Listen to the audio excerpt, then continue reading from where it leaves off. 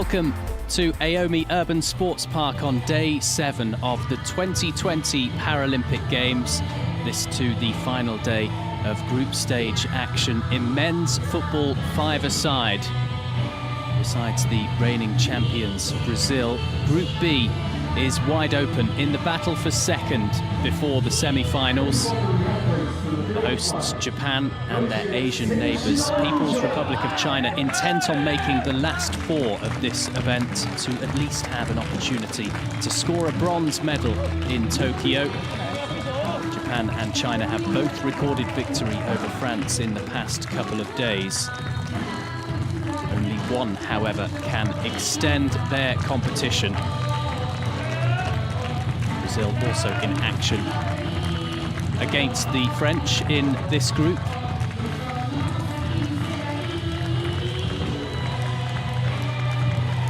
Perfect so far for the Brazilians, the reigning champions. 3 points apiece for Japan and China. And France down at the bottom, yet to get off the mark. They face Brazil. After this one, involving the hosts, Japan with the better goal difference, which could prove to be crucial if this one ends in a draw.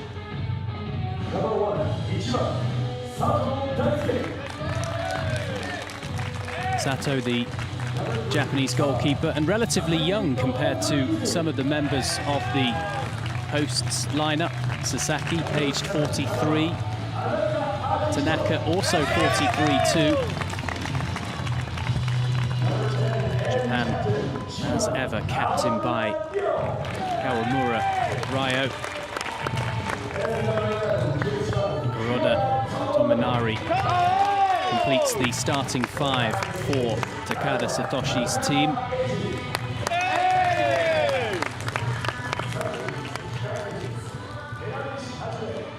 Teranishi is one of the options from the bench that Japan could use.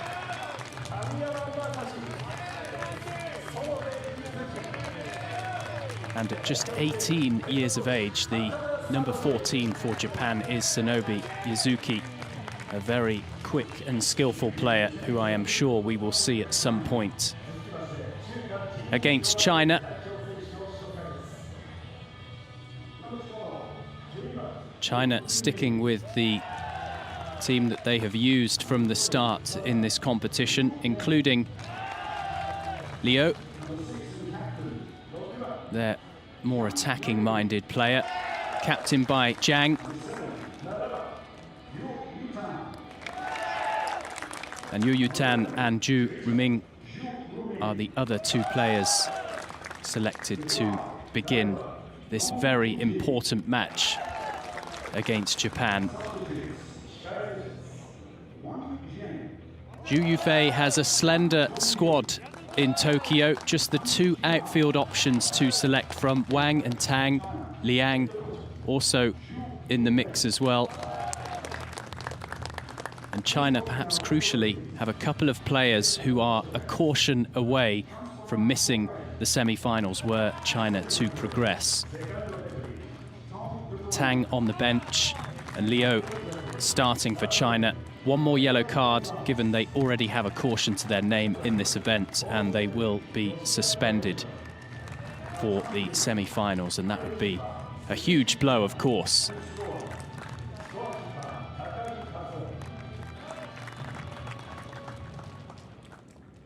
Ladies and gentlemen, the anthem of Japan.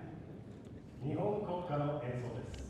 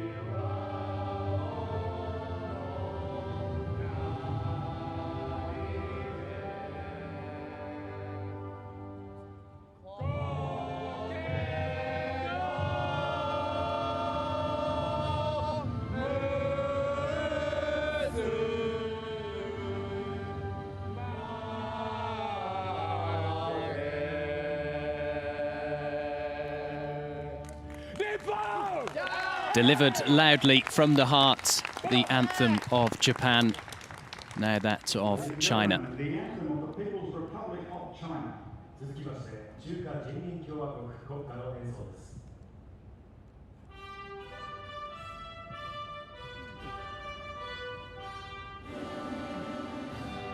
起来，不愿做奴隶人们，把我们的血肉铸成我们心的长城。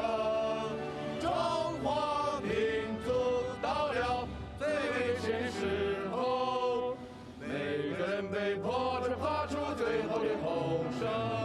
起来，起来，起来！我们万众一起抱着烈的炮火。前进，跑着烈的炮火，前进，前进，前进。It is the pinnacle of these para-athletes' sport, taking part in football five-a-side at the Paralympic Games. And for those in the Japan and China team, they hope they will get to sing their national anthem one final time, at least after this one. But with Japan and China all square points-wise at the moment, there is a lot of work to be done over the course of the next 40 minutes as we find out who will be with Brazil in the last four, going for the 3 medals available in Tokyo.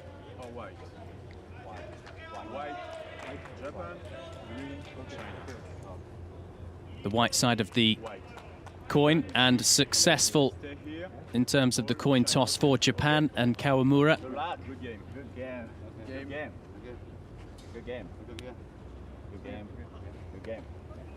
The referees will conduct a cooking check and further reminder about songs in the game. The ball has sound devices in it. It's very important. The stadium announcer reminding those inside the Aomi Urban Sports Park complex to be quiet during play. This to assist the outfield players on the field. They all fit into B1 class in terms of the severity of their visual impairment. However, to make things absolutely fair, the 4 outfield players on each side have to wear eye masks. And alongside the likes of Zhu, the coach of China, and the other guides, there are a couple of bells inside the ball which assist the outfield players.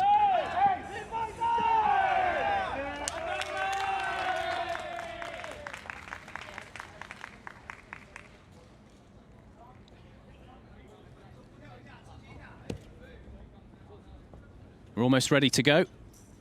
20 minutes, and if you are new to football five-a-side, the clock counts down, stopped whenever play is stopped, so no added time at the end of each half. And in the group stage, we can have a draw.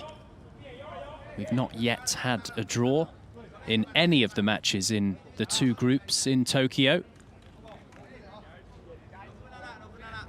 A draw would not be good enough for China, given the superior goal difference on the part of Japan. China have to go for victory. Japan will want to win as well. There is no doubt about that, to propel themselves into the last 4 in style.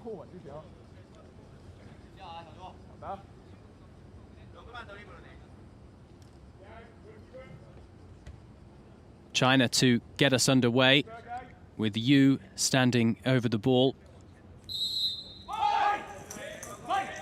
Now Zhang, the captain for the visitors.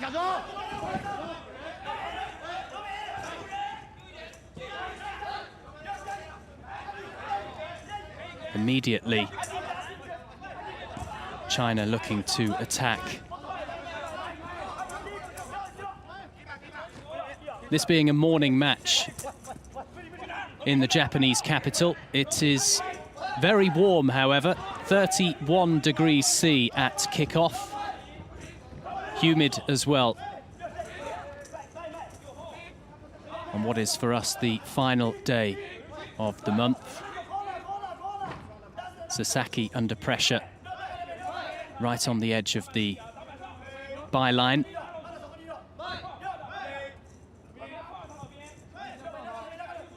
A tense start between these two.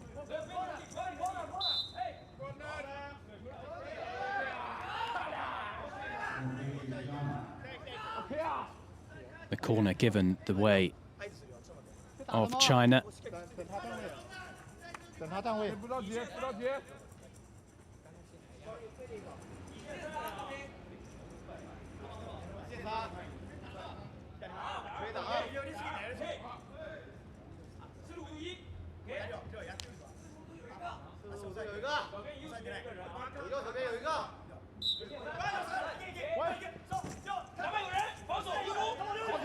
With Japan, but only momentarily, as China are forced back towards the center point.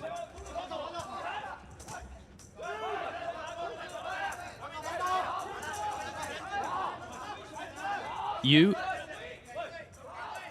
for the Chinese. Ju getting the shot in, and an early test for Sato in the Japan goal.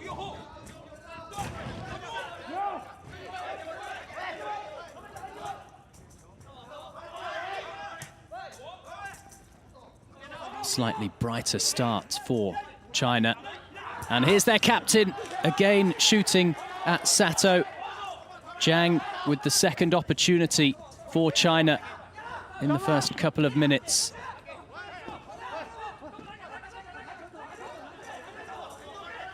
Tanaka in some space through the legs of Sasaki. Really good footwork from Ju. Unable, though, to have another go at goal.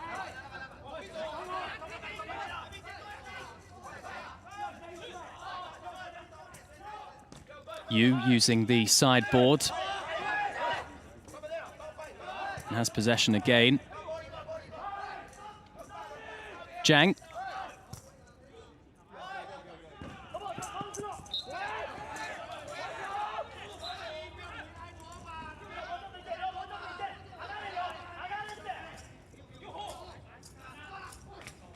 Well intercepted by Yu.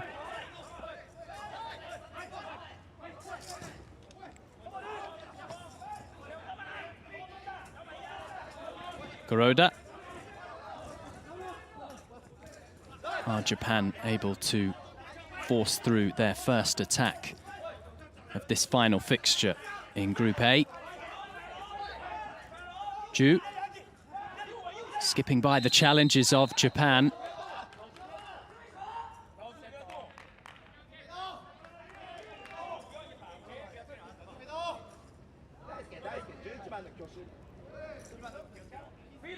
Sato, the Japanese goalkeeper, has been playing para-football since 2007 and able to deny China captain Zhang.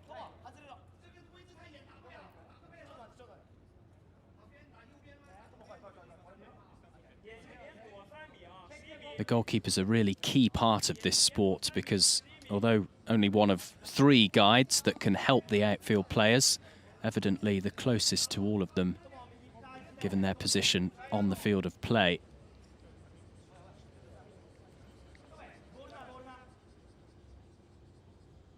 Japan have opted for a 4-man wall to defend this free kick.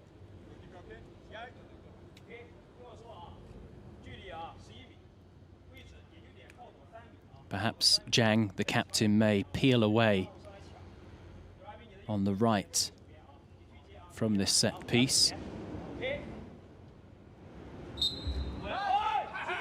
Instead, Yu takes his time to find the captain with just a bit too much on that ball. into the space.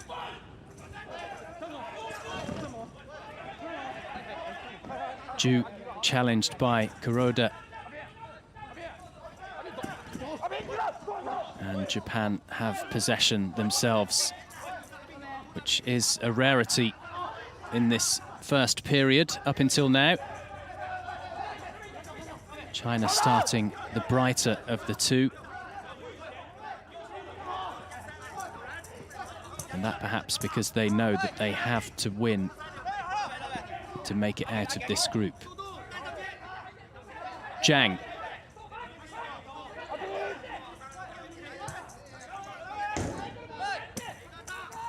Ju. Finding Yu. And Yu Yutan forced back into his own half. But possession remains with the Chinese.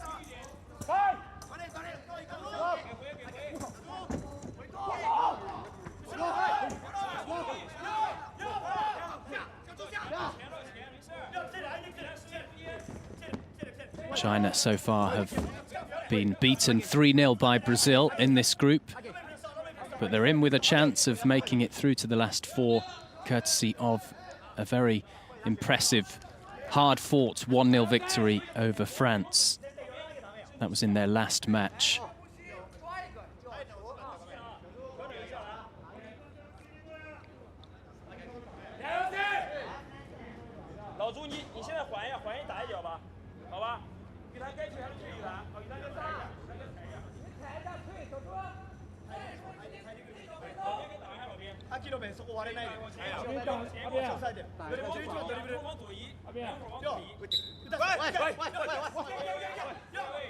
From the corner again, China asking another question of Sato Dasuki in the Japanese goal.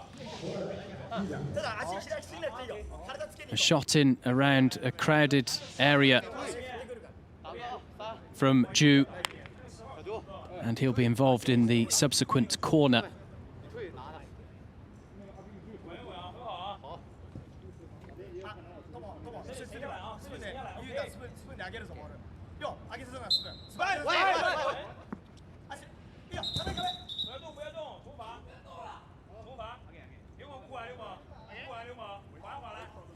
China have had the 4 attempts already on goal.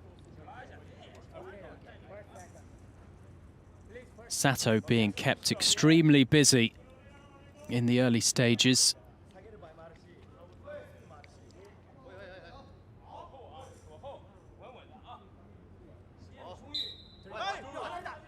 Yu to take the corner on this occasion. Zhang using his strength up against the sideboard. The sideboard's a big part of keeping football five-a-side free-flowing and with minimised stoppages. Each team can utilise a stoppage each half to their advantage in the form of a 1-minute timeout. Way too early for China to be considering that. Japan perhaps might be contemplating a minute to regroup. But as things stand, it is still goalless. Another corner for China.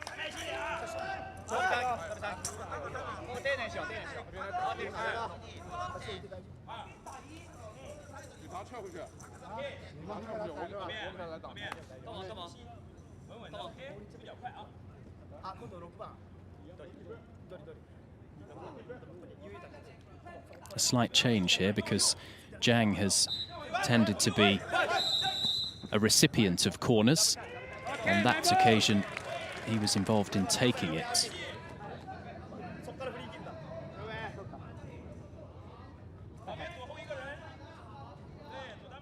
But because it wasn't taken properly, the ball is now with Japan. And a moment of respite for the Japanese, given they've had to so far make do with being camped in their own half against China.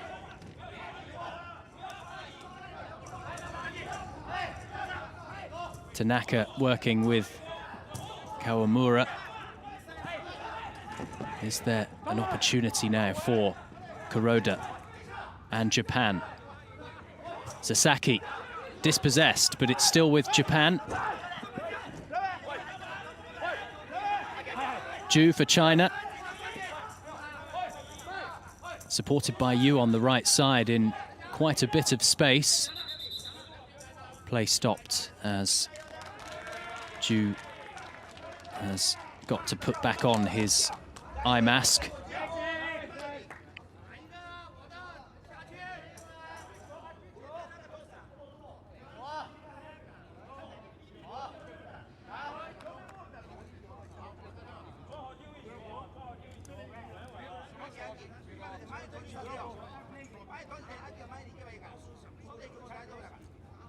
This is the first time that Japan have taken part at the Paralympic Games in football five-a-side.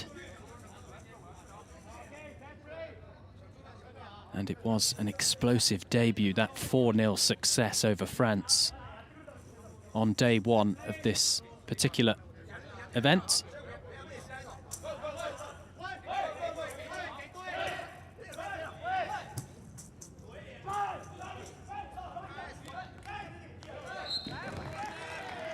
A heavy touch from Zhang, the captain of China. But it did take a touch off a Japanese player, so yet again another corner for China. Their fourth of the match so far, and they're enjoying the bulk of possession, 62% compared to 38% of Japan.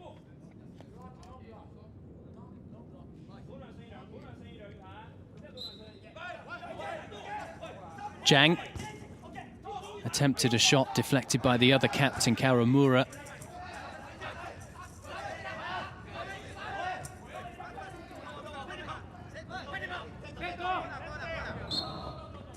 Fitness will be key in the heat and humidity, particularly when it comes to China and their lack of options off the bench. Each team in football five-a-side can make up to 6 substitutions per half. Very helpful for Japan with their options, including 4 outfield players and a replacement goalkeeper on the bench for this one.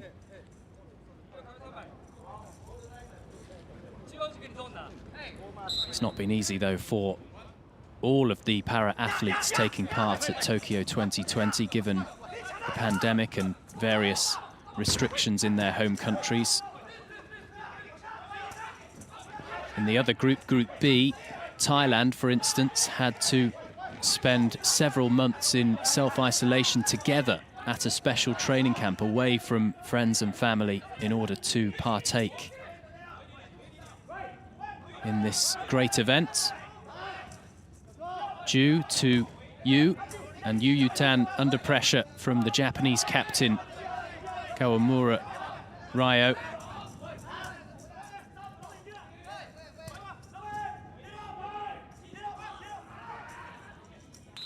Another corner.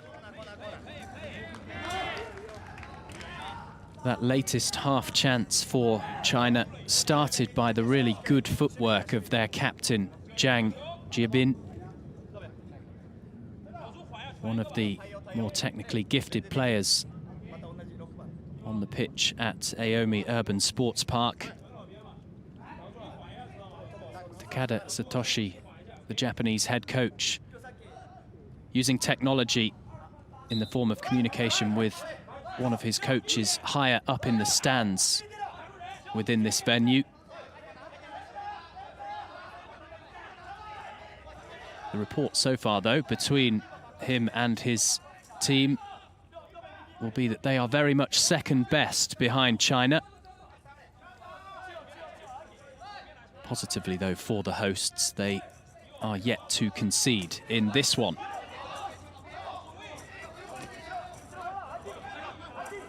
Kawamura back to Tanaka. Now Sato, the goalkeeper, who attempted to use the kickboard. Zhang moving forward through the legs of Sasaki. Japan able to get back possession. Sasaki.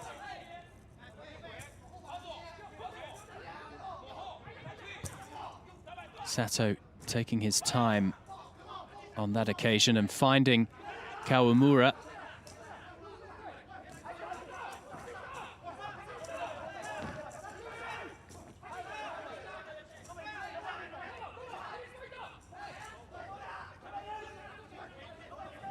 Tanaka forced back.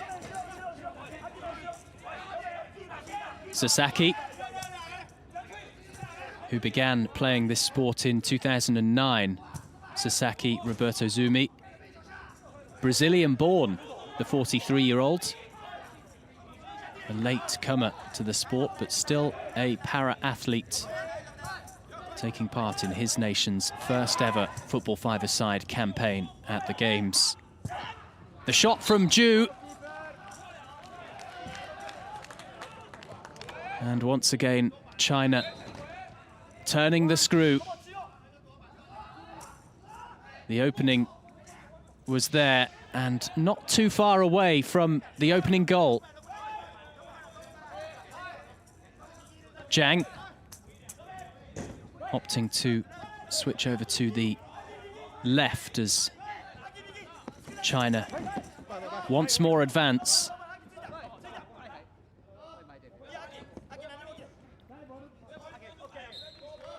Goal kick.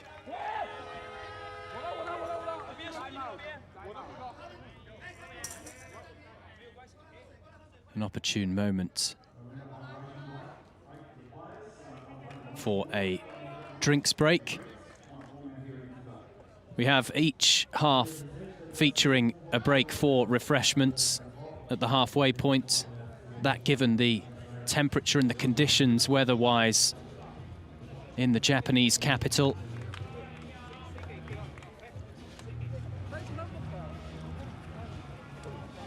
Japan within this competition as the host nation. China qualified by virtue of taking gold at the Asian Championship in 2019. That was in Thailand. The Chinese also managed to finish third at the World Championship in Madrid the year before, in 2018.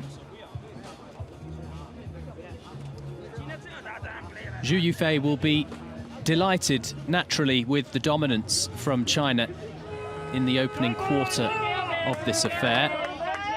Conscious, though, that they do need to beat Sato and finally get a goal.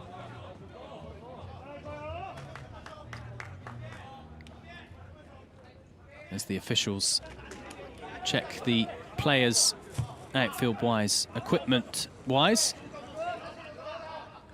We're just a few seconds away from restarting. And that will be from Sato in the Japan goal.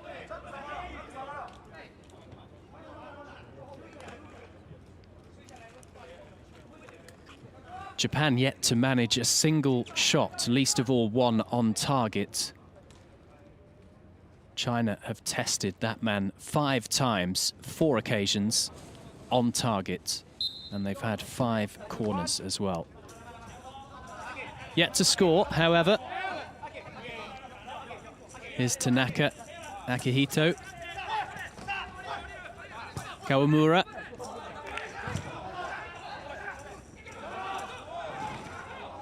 The intelligent ball eventually finding its way to Kuroda. Kuroda again, who is fouled just inside the China half.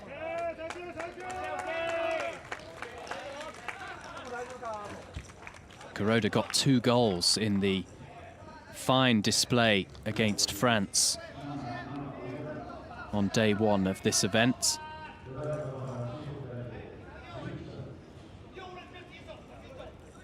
There was a brace as well for Kawamura, involving a penalty too.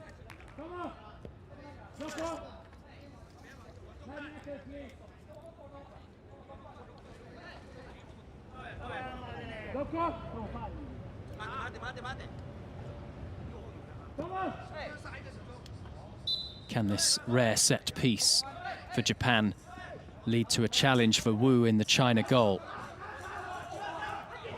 Kawamura forced back. Tanaka.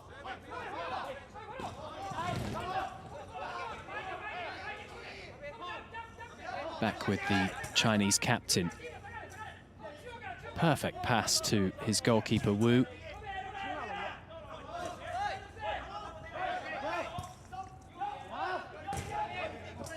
Yu.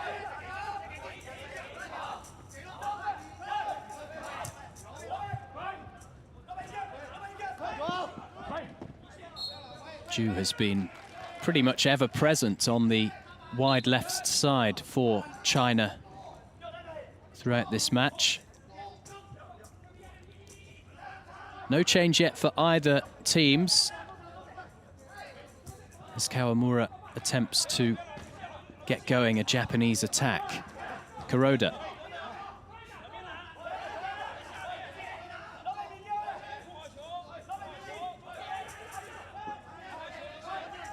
Zhang dispossessed by Kuroda, but able to win the ball back.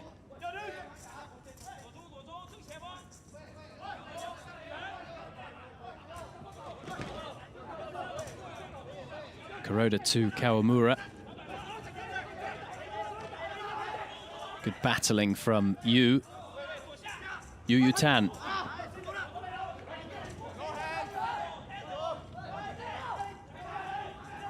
Ju with the shot at goal, and it's advantage China.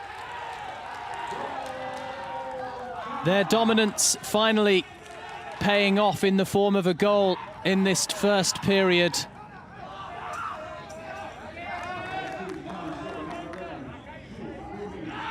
Ju not on the left side, moving into the middle to take a go at goal, and successful it was.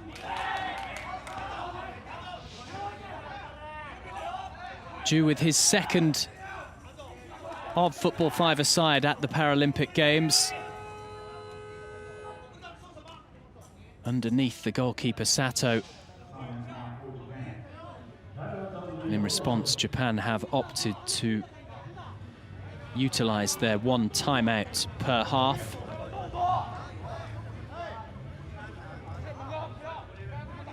Ju scored with just 3 minutes remaining in a close match with France last time out. That's a crucial goal. This could be equally as important in what's been a close affair in terms of goals, with just the one in it up until this point.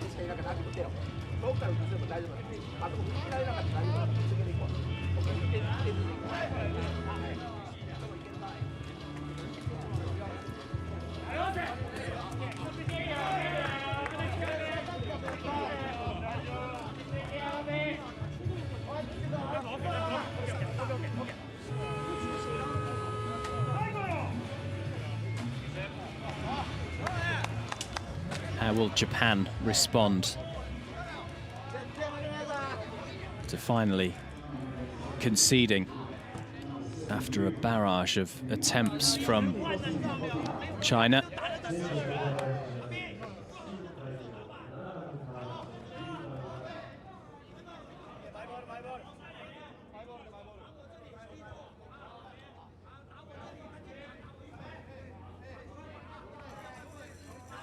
Ju, the goal scorer, one of the younger members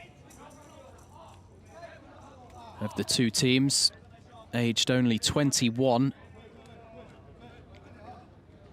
Only Sonobe Izuki at 18 on the bench for Japan has more youth among these two squads.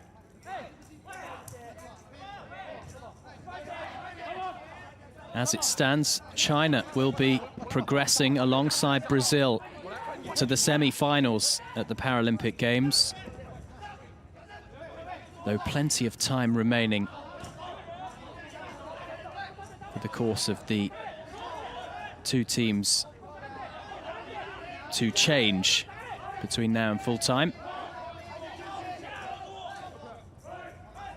Tang has come on for China.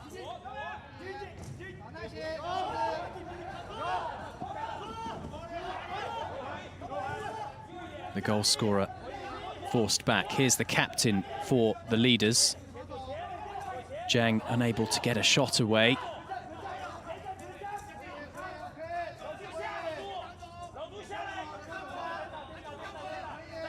Closely keeping possession.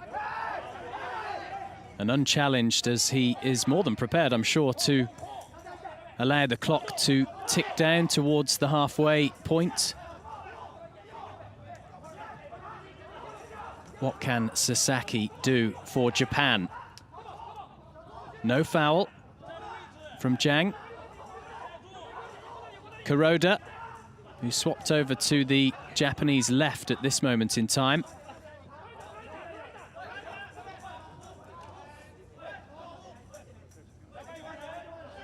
Tang Zhihua dispossessed for China.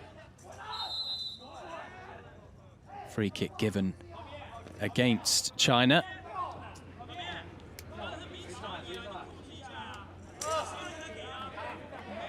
And Zhu and Tang will need to put back on their eye shades.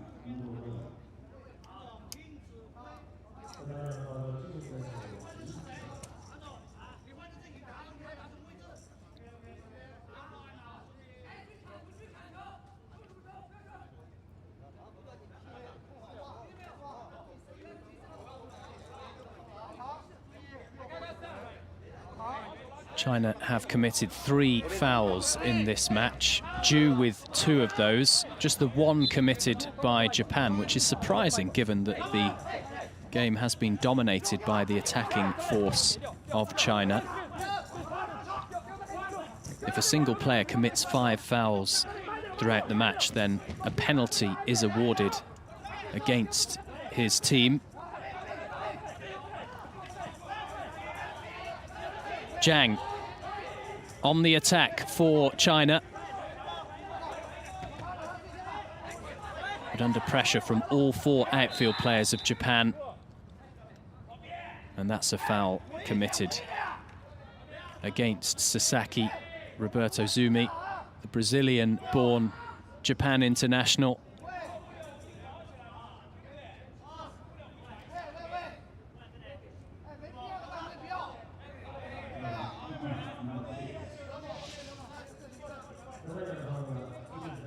A clear push from China's captain.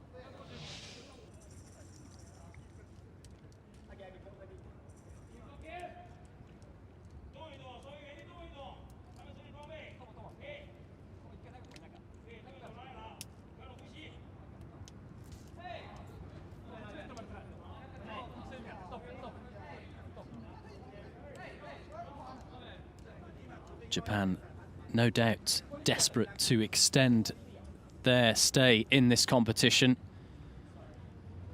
Playing at the Paralympic Games for the first time in a footballing sense.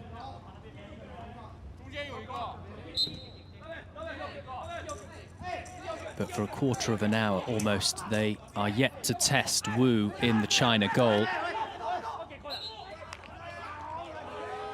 And a corner goes against Liu. Just a slight touch from him as Liang is set to come on for the leaders.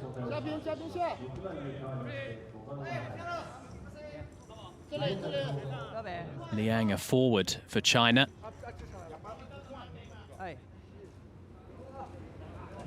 And he had a difficult year in 2020. Liang Zhongji suffering a torn ligament, so a really serious injury.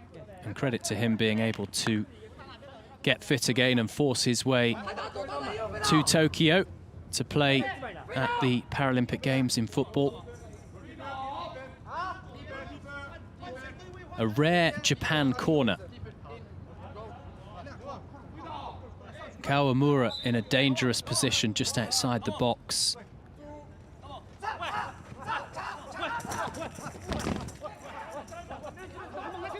Sasaki and Kuroda unable to make the corner count under immediate pressure from 3 Chinese players. Liang getting his first touch. Kawamura for Japan.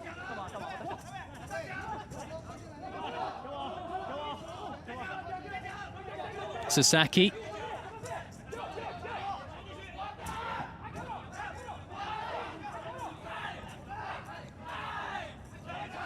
Tanaka. Back with China.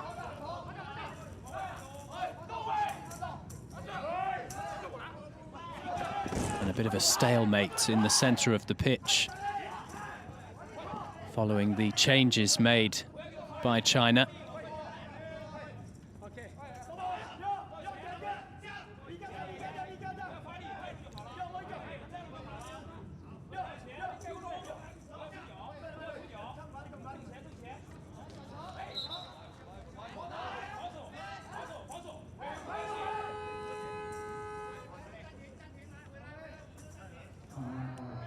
China have now decided to use their timeout. And Yu Yutan is set to come back on for the country leading by a 0-0 as we are in the final 5 minutes in this first period. Tang, by the looks of it, will be going back off. Tang, one of those 2 players in the China team on a yellow card, so a caution away from missing the semi-finals. One of the starters, Liu, has the other yellow card to his name too. Really important given the smaller squad that China have. They do not have a position where they have a player or even 2 suspended for the last 4 if they are to get there. Yu Yutan for China. Finding Zhu. Skipping by the Japanese captain. Again, straight at the goalkeeper for Japan, Sato.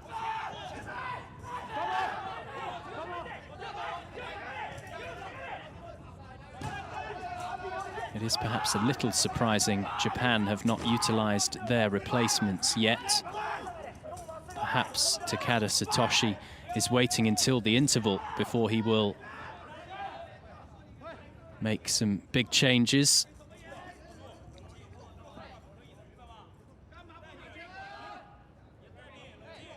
The ball has not crossed the line, so very carefully done by Liu.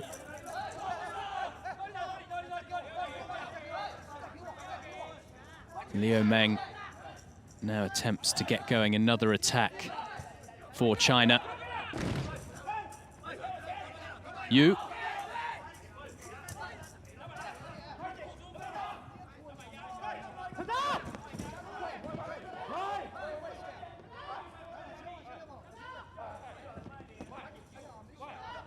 Tanaka through the legs of Zhu, but back with China. Yu Yutan. Under pressure from Kawamura.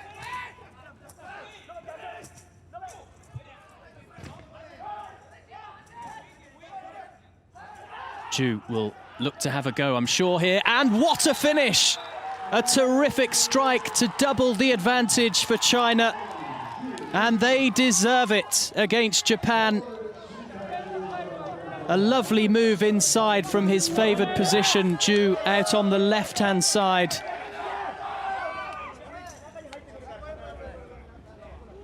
And the drop of the shoulder, the pace allowing for the shot. A rocket into the top of the goal. There is daylight between these two now. China winning 2-0 against Japan. And a very good time to score as we close in on half-time.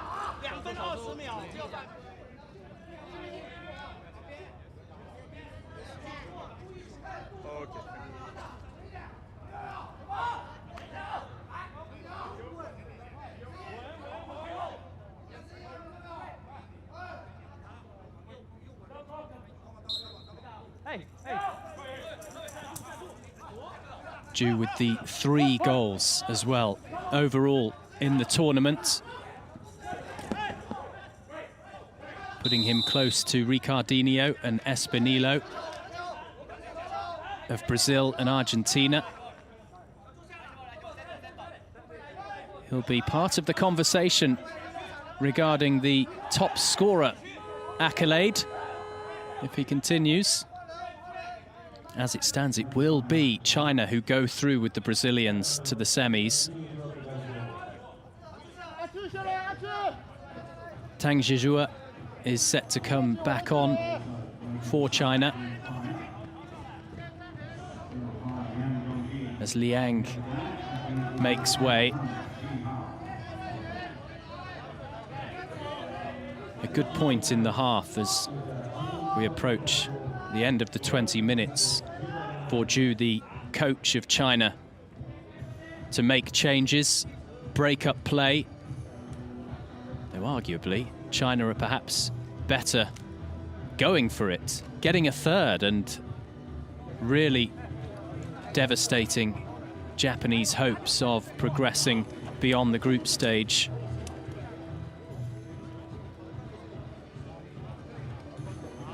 Eight shots all in all for China. Sato having to face 7 of them on target. And with the 2 goals, at least Japan have had more possession in the last few minutes. The overall picture is 52% possession in the match for China, 48% for Japan. It was considerably larger, the gap between the two nations at the halfway point in this first period. So a sign that Japan have kind of come into the game, but the fact that they are yet to register a single shot, least of all one on target, says it all, really. They've got to do better on the other side of the break, or if it's possible in the last 2 minutes of this half, to have any chance of coming back into the match and staying in this tournament.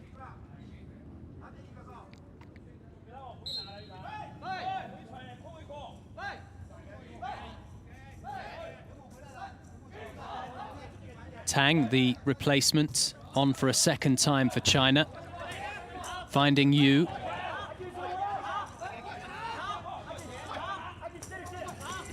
Tanaka for Japan.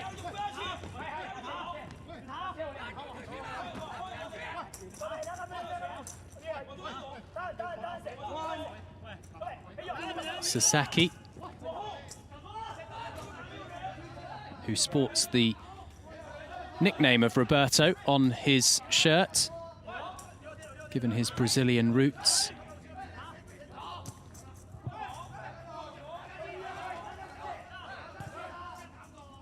Sasaki, Roberto Zumi, lost his vision in a car accident in 2006. A few years later, finding his way into this great sport, football five-a-side. Tanaka, Roberto's teammate, supported by Kawamura.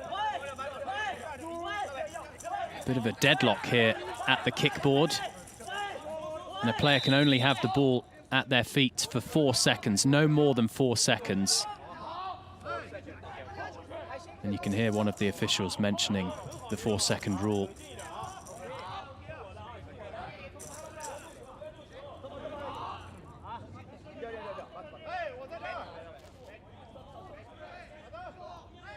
You saw how Zhu, the coach of China, even celebrated winning that free kick A small moment overall in this half, but it shows just how much it will mean to China if they are able to get by the hosts in this fixture and progress further in the competition. He's been a busy man, Sato Dasuki. A civil service worker here in Japan, job-wise. Yu Tan, happy to go backwards, knowing that we are in the final minute of this first period. It would be a very good moment if Japan, for them, were able to get a goal before the interval. Good footwork from Kuroda. All hands on deck, though, at the back for China. Kuroda again in possession. Forced to back heel to Sasaki.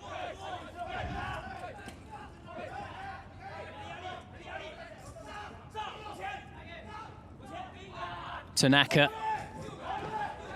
challenged by Ju, the double goal scorer. And there goes the half-time whistle. China in control, leading by 2-0 in this decisive Group A encounter to determine who goes with Brazil into the semi-finals of the Paralympic Games, men's football five-a-side. Ju Ruming with a brace for China against Japan, the second of which coming just a couple of minutes ago. Advantage, China.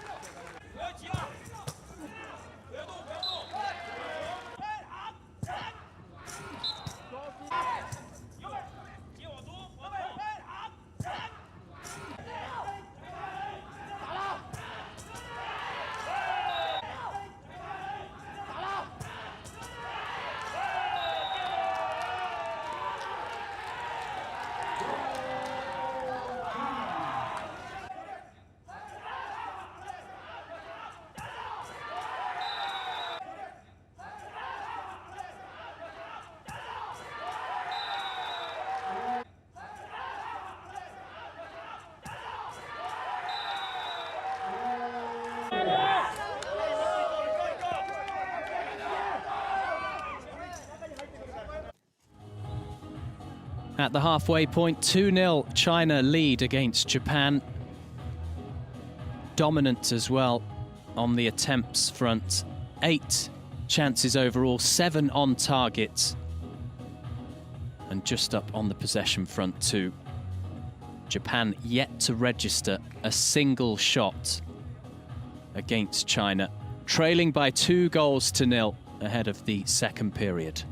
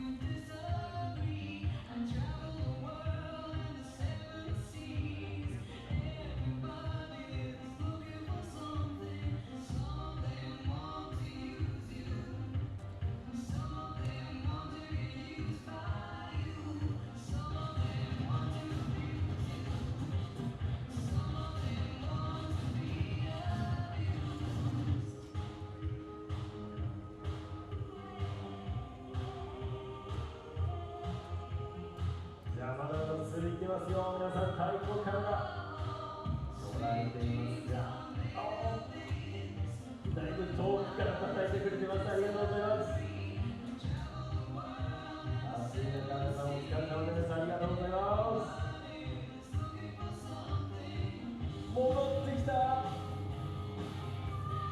イエス、ありがとうございます。だいぶ無理やりでしたが、ありがとうございます。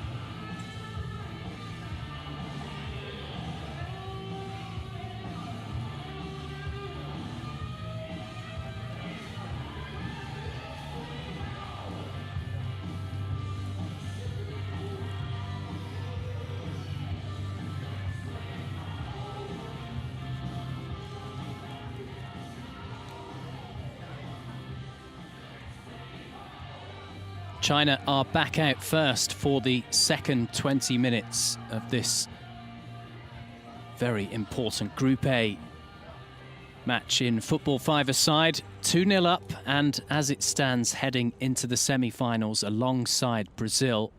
Brazil, who still have one game remaining against France and almost certain to finish top of this group. Both goals coming from Ju in the first period. This is a fourth appearance at the Paralympic Games in football for the People's Republic of China.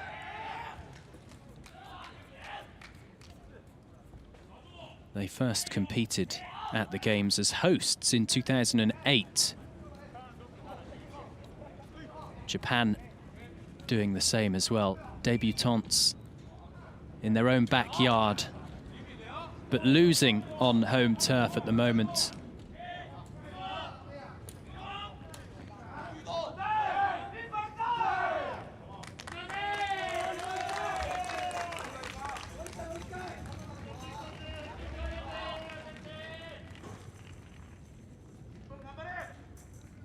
Surprisingly, perhaps, Takada Satoshi has yet to make any changes.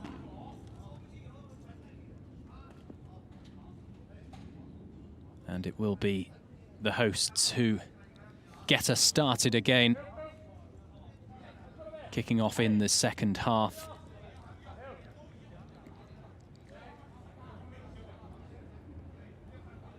China won silver in Beijing in 2008, and then after a fifth-placed finish in football at the London Paralympic Games in 2012, a few years ago in Brazil, in Rio, managed to come fourth. They were agonizingly defeated in the bronze medal match by Argentina on penalties.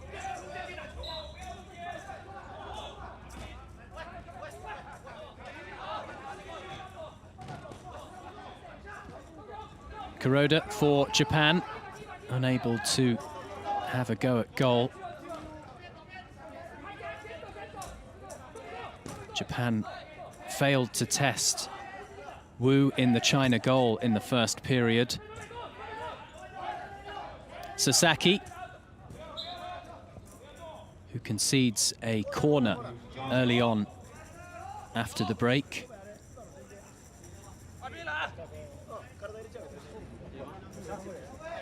Sasaki, who away from football is a businessman by trade in Japan. Yu Yutan involved in this corner alongside the double goal scorer. And Zhang.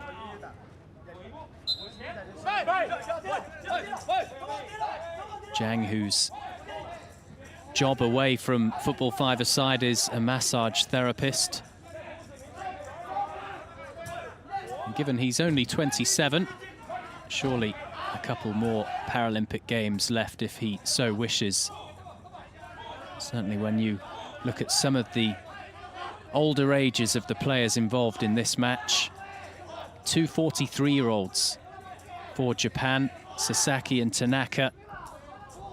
That's Sasaki, Roberto Zumi. The other Sasaki on the bench for Japan, Yasuhiro, he's 45 and the oldest player involved in this Group A match.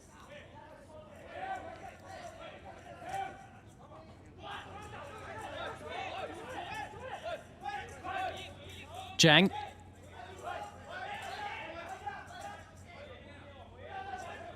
Ju nearby in his favoured position on the left side for China. We saw him cut in for that second goal a couple of minutes from time. Arguably one of the strikes of the tournament so far, alongside the exploits of Ricardinho for Brazil, and a really lovely finish on day 2 in the other group, Group B, from Maxi Espinilo. Football five-a-side really does feature some very gifted footballers.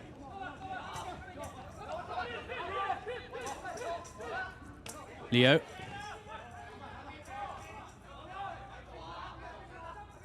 Back to his captain and back in turn to the goalkeeper, Wu, who's had very little to do, very little time with the ball in this match at Aomi Urban Sports Park. The temperature creeping up as well, 31 at kickoff. We are now up to 33 degrees C. As Kawamura attempts to move forward for Japan. Sasaki finding Kuroda.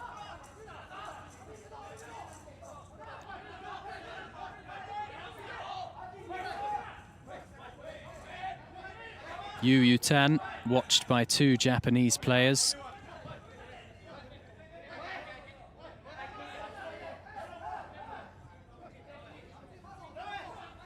And that surely is in breach of the 4-second rule. Play goes on though. Advantage Japan. Kuroda going down on the edge of the area. If this is the first time you're watching football five-a-side, outfield players wearing the eye masks can enter the goalkeeper's areas and shoot inside the danger zone as well, but the keepers cannot leave their areas. Tanaka.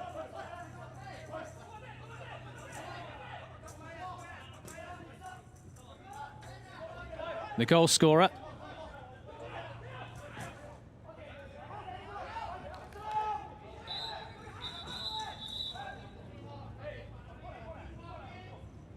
Play just stopped while Tanaka, Akihito, sorts out his laces.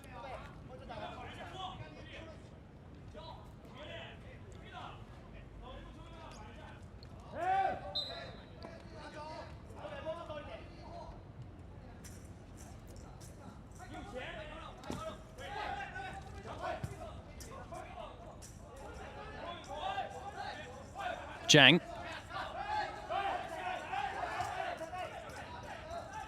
Back, however, with Sasaki. Kuroda, what can he do?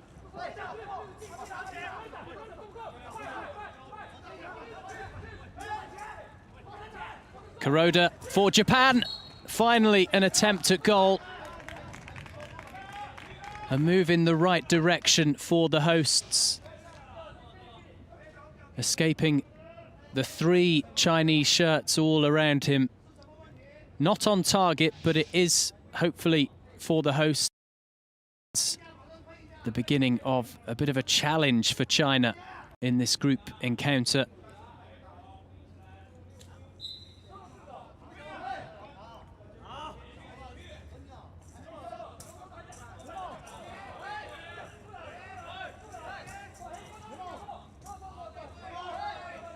Liu. Zhang from the kickboard. Football five-a-side is adopted from FIFA futsal. And among the similarities, the pitch size, 20 meters by 40 meters.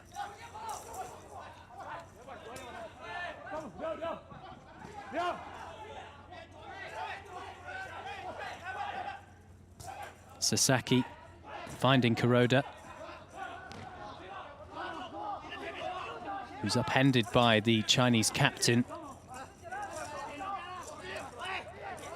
Zhang still in control of the ball. No foul given inside the area. What can Japan do? A bit of pressure from the Japanese for the first time in this match. A prolonged attack against China. Sasaki struggling to get down the line up against the boards.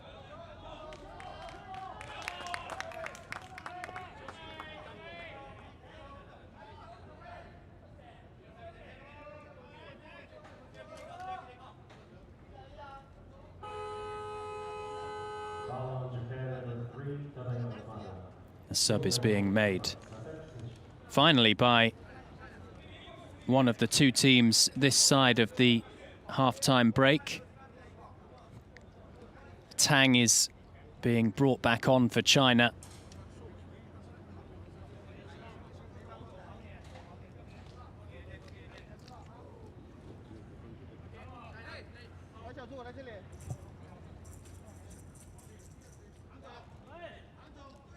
Ju, the 2-time scorer in the game, being replaced.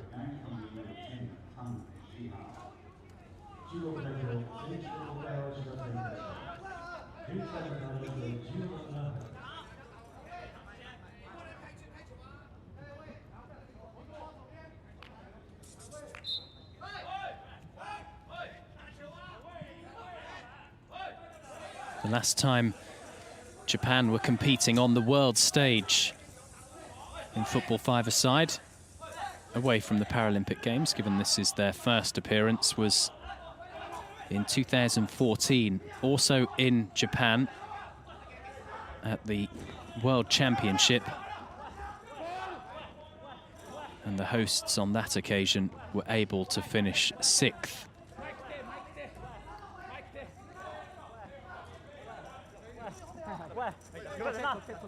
The same year, at the Asian Para Games, Japan, meanwhile, took the silver medal.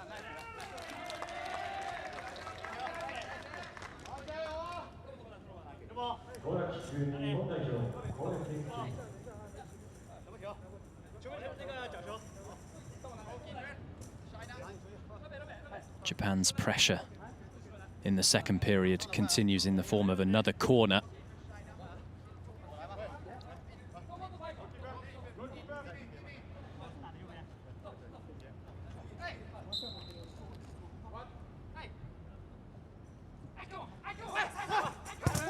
A shot from the skipper, Kawamura, blocked. He's still got possession. Forced all the way back to Sato in goal.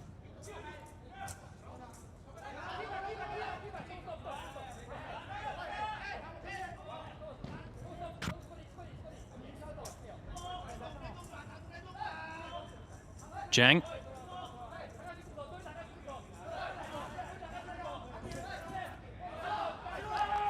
Too much on it down the line.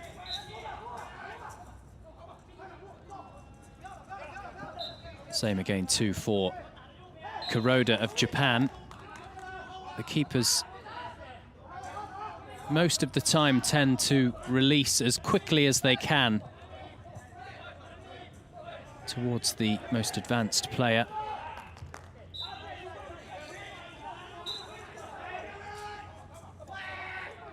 There is no offside rule in football five-a-side.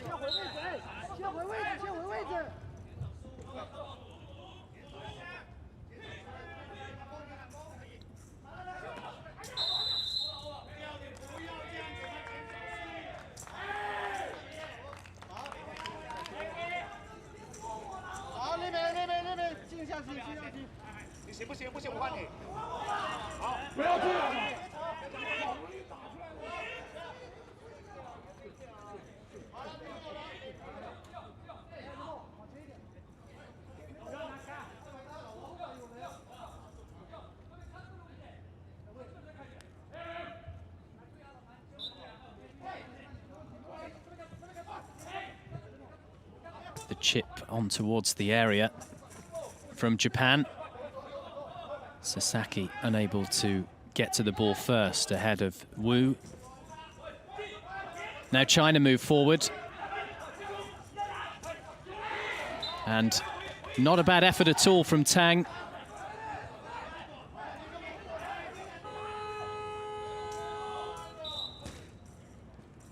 And a break again for a change. And it is Japan making a switch.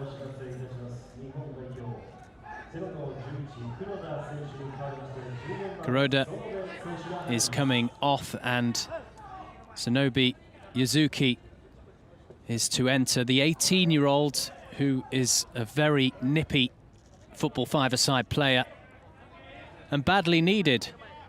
They had to do something, Japan. Restricted by China so far to just the one attempt on goal.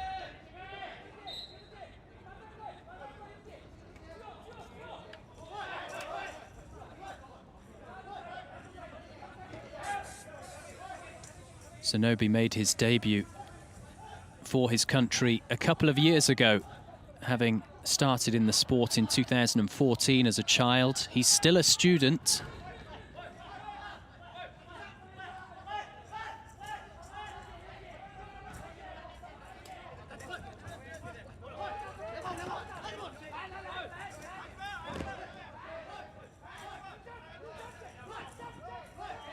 Immediately involved to Sonobe.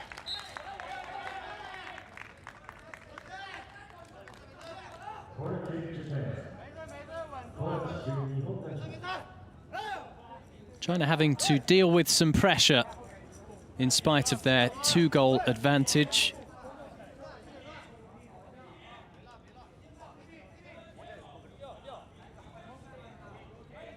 Hinata Satoru, one of their other forwards on the bench, appears to be primed to come on too in the next few moments. Oh, that's a really nice ball into the danger area from Kawamura. It came to nothing in the end.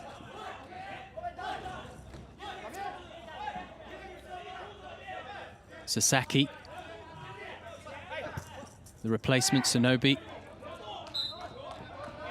who gives away possession. The corner to China.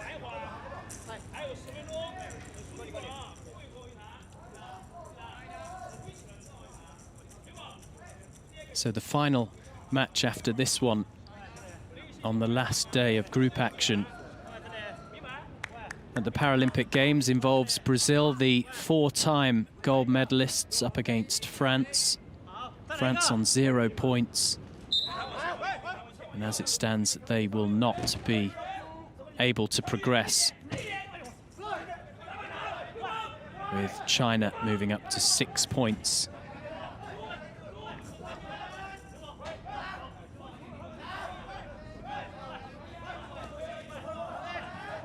So playing for pride, really. The French against Brazil. Following this one. Sasaki for Japan. Now Kawamura.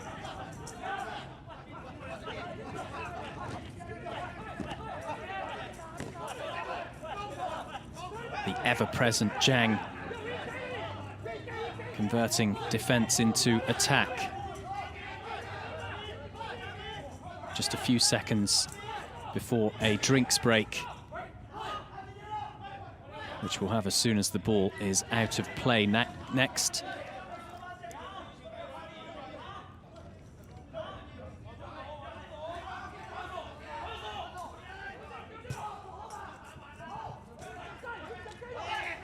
Kawamura. Dispossessed by Tang, the other number 10.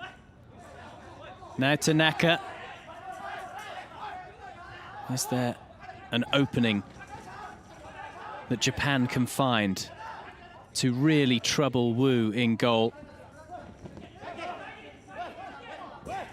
Leo to Yu.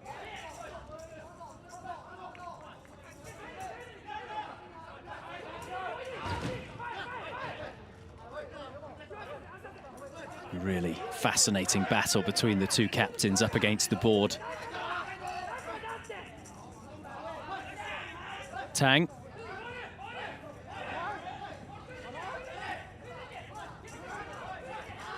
No break in play as of yet.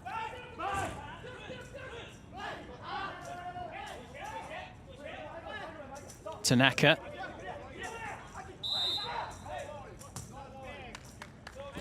And I think the foul has been given by the officials.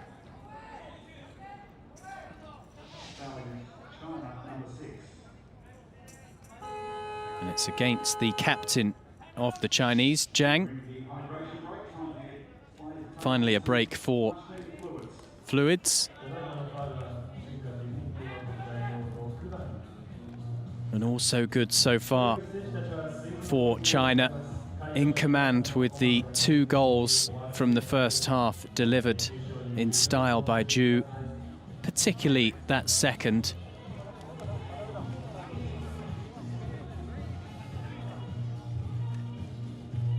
And Wu and Zhu, the coach of China, will be in particular impressed as well by the fact that as it stands, China will be keeping a second clean sheet in football five-a-side in Tokyo.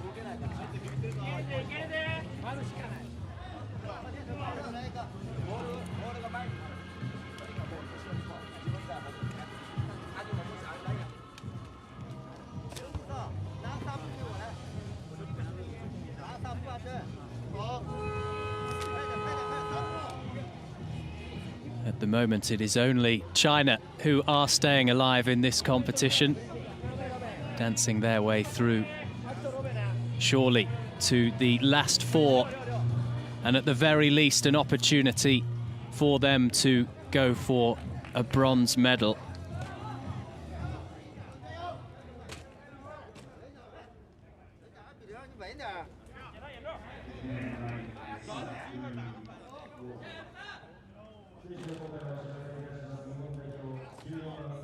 You feel, based on how this match has panned out, Japan cannot afford to get to the final 5 minutes without at least 1 goal to give them a chance of somehow being able to equalize. A draw would be good enough for Japan. They have a superior goal difference, so they would move above China. But it's been a dominant display from China, who knew going into this game they had to win to be with Brazil in the last 4. Liu for China.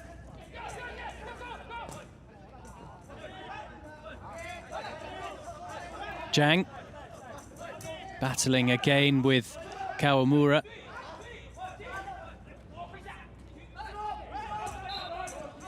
And slightly too much on it for Yu, who was in a fabulous position in space. Liang is to re-enter for China.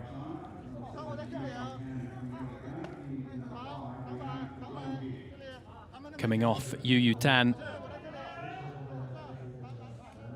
And really surprising that China have used their bench, which is much more limited compared to Japan, more often than the Japanese in this clash. Japan have barely made a change, yet they have the full complement of 4 outfield players alongside a replacement goalkeeper. Just the 2 options away from goal for China on the bench. They have a restricted squad in Tokyo for these games.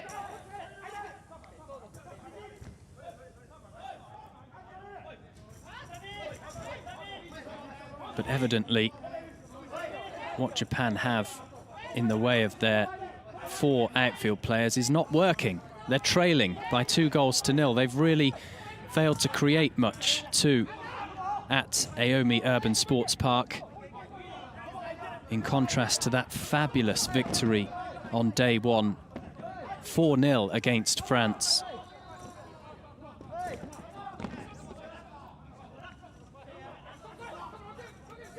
Oh, and that is not a bad opportunity from Kuroda.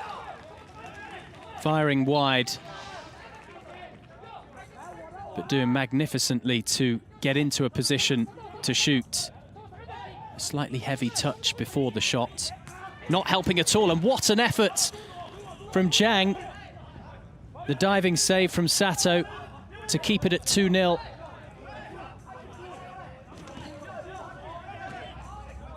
That is the danger for Japan as they push to get the vital goal they need to try and then push for the equaliser. They open up a bit more at the back, which will suit China. Here's the captain again, wide from Zhang. He knows just how close he was. You feel there is at least another goal in this clash. Whoever gets it.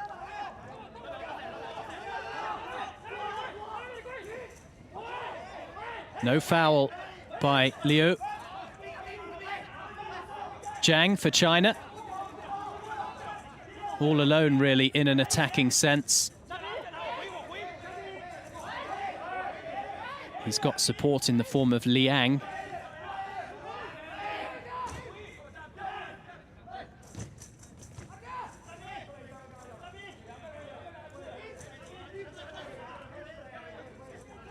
Oh, really nicely done to work away from the challenge of Japan by Zhang.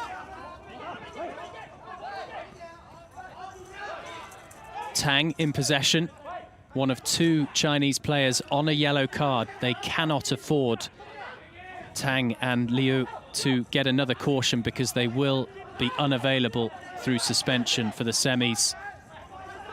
Kawamura dispossessed, however. And this is really good work from the replacement Liang. It's definitely opened up more in the last couple of minutes. And the clouds have opened up too. Sunnier in Tokyo as Liu fires wide.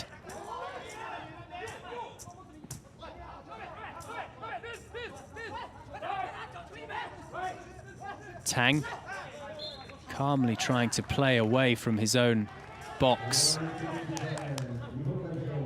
But China concede the corner. Liu's effort wide.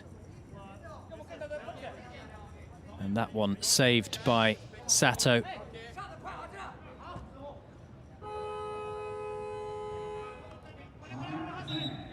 Japan have, interestingly, opted to call the timeout before the corner kick.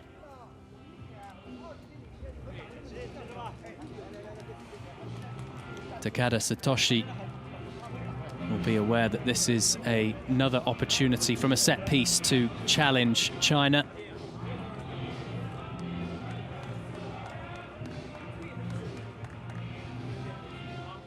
The 2 goals in the first half from Ju, still the difference between these two. Ju as well on 3 overall in Tokyo within the football 5-a-side competition.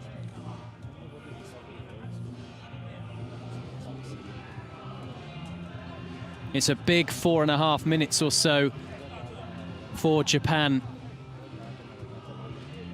as they seek to stay in this event at their home games. The first from Ju. And the second, even more delightful. No chance for Sato. Pace and precision to make it 2-0. That was just a couple of minutes before the break. A really hard blow for Japan to be 2 down at the interval. They have been better in the second 20 minutes. Still, however, unable to really test Wu in the goal for China. 1 attempt all match on target to 9 of China from the host nation. The chip into the box towards Tanaka. Japan able to recover as China sought to break away.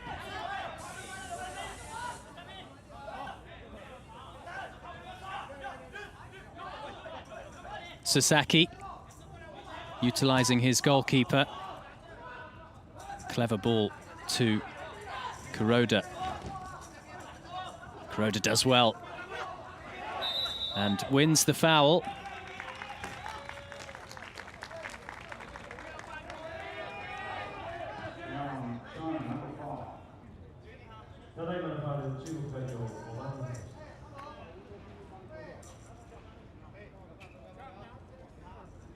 Liang with the first foul he has committed.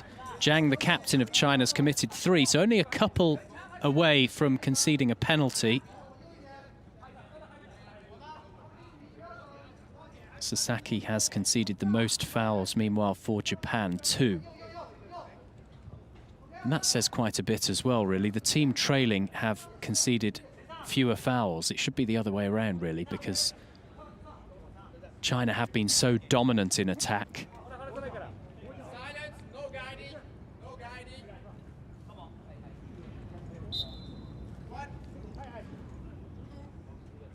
Kawamura, who hits it, and it's wide, frustratingly, for Japan. China have called their timeout. Or at least it's a timeout for a change, as Yu Tan is to come back on.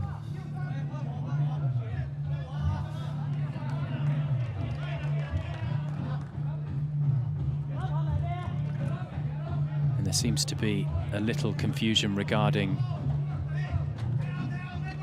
the change. And perhaps if it was a timeout as well, alongside a briefer break for a change to be made.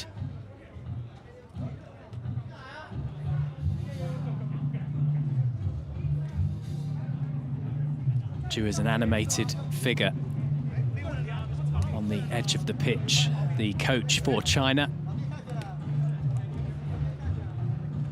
One of the 3 guides alongside the goalkeeper and Dong Junji, who's also part of the Chinese setup.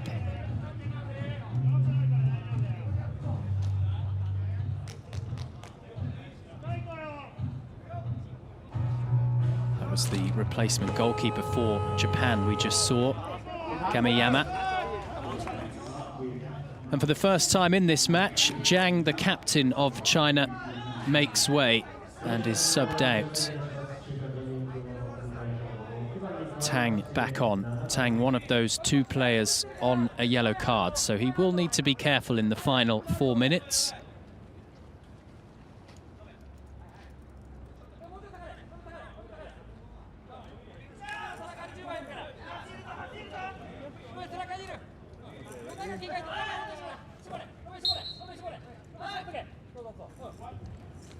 Wu restarts play. Liu to Liang. Now Yu.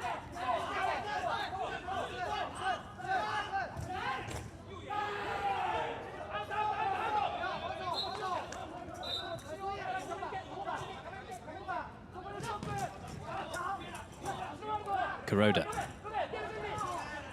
working alongside his captain Kawamura. Kawamura aiming to get closer to the goal. Tanaka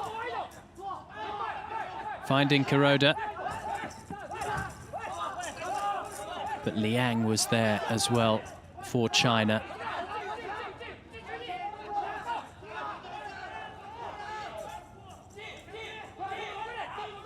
Tang having his shot blocked. He's still in the mix around the danger area. What can Japan do on the break this time?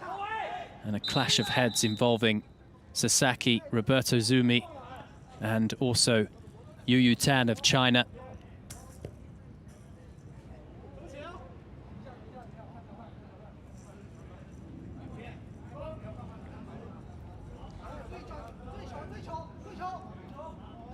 Takada Satoshi and his players moments away from heading out of football five-a-side at the Paralympic Games.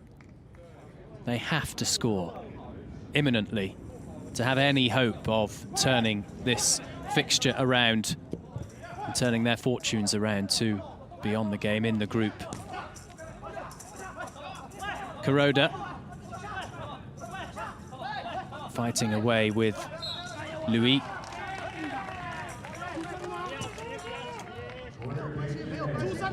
Japan have the corner.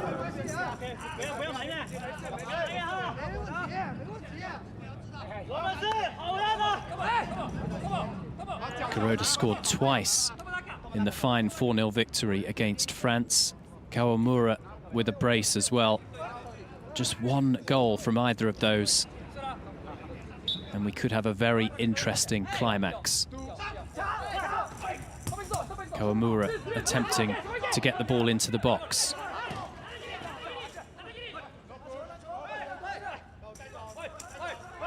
Tang for China. Tang is away here. Can he shoot at goal? Tang on his right side, blocked well by Tanaka.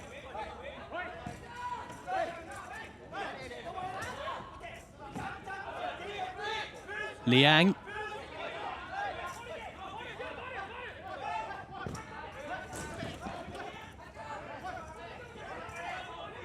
Kawamura really covering some ground for Japan.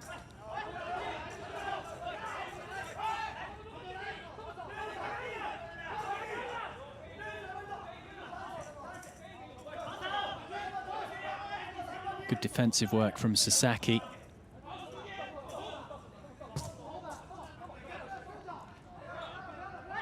And way too much on that pass from Sato Dasuki, the Japanese goalkeeper.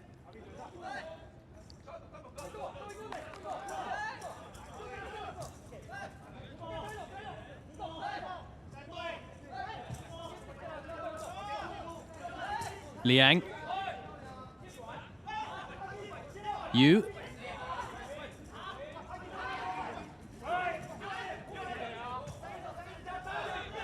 China will be happy with this.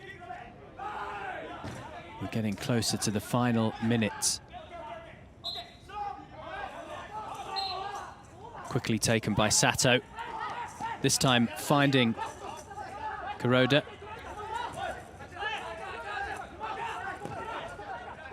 Leo in the mix, however, for China.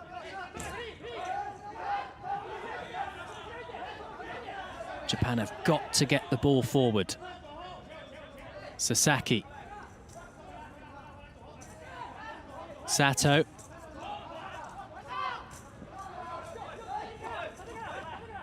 I feel China might be tempted to bring back on their captain for the last 30 seconds or so.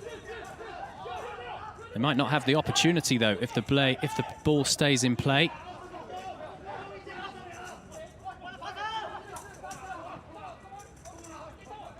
Liang working with Liu to try and clear the danger at the back for China. Liu in a more advanced position. And there we have it, the full-time whistle. And China are heading into the semi-finals of football five-a-side at the Paralympic Games.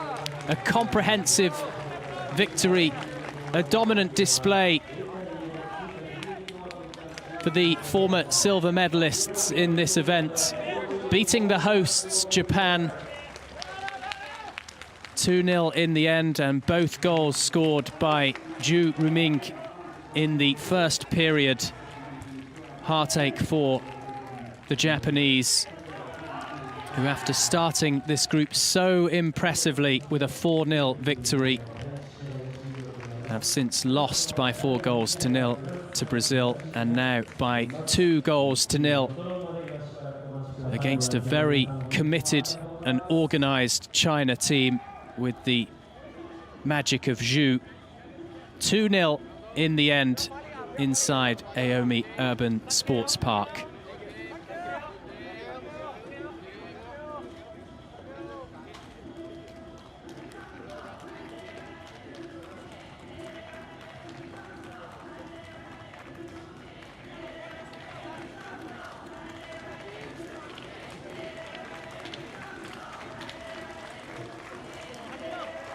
China making their way off the field, as we do have another match shortly, the final one in Group A between Brazil and France.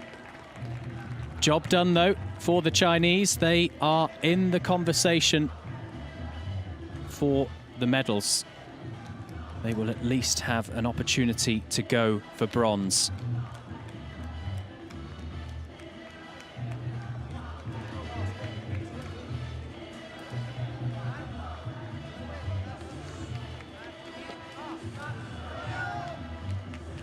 There is the hero for China, Zhu Ruming, as the Japanese respectfully provide a guard of honor for the victors. 15 attempts from China.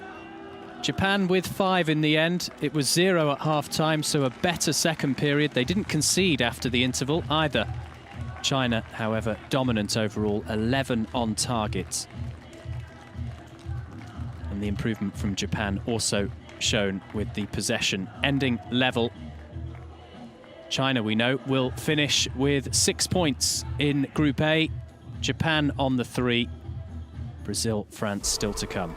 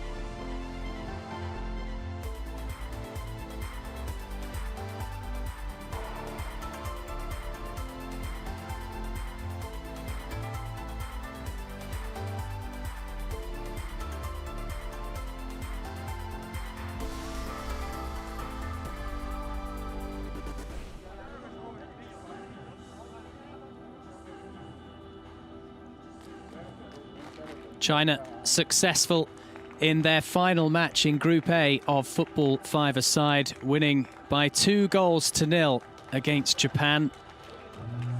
The hosts out of the competition, making their debut in football Paralympic Games sport.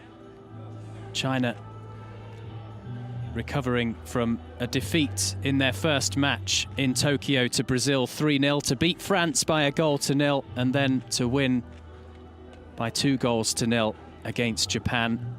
Ju Ruming with both goals against the Japanese, the second of which an exquisite finish high into the net beyond Sato Dasuki, the Japanese goalkeeper.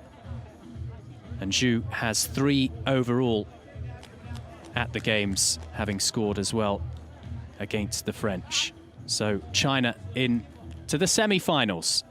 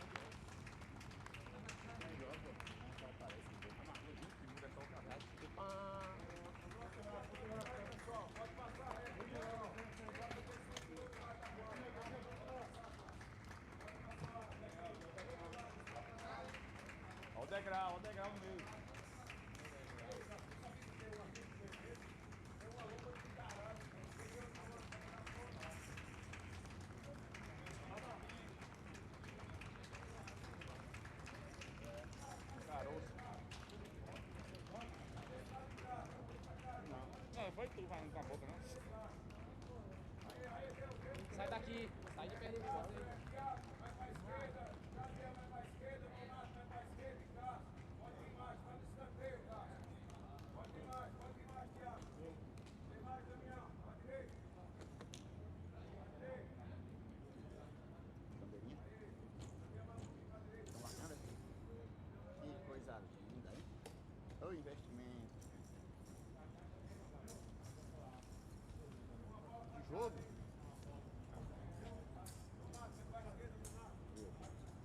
Meu Deus.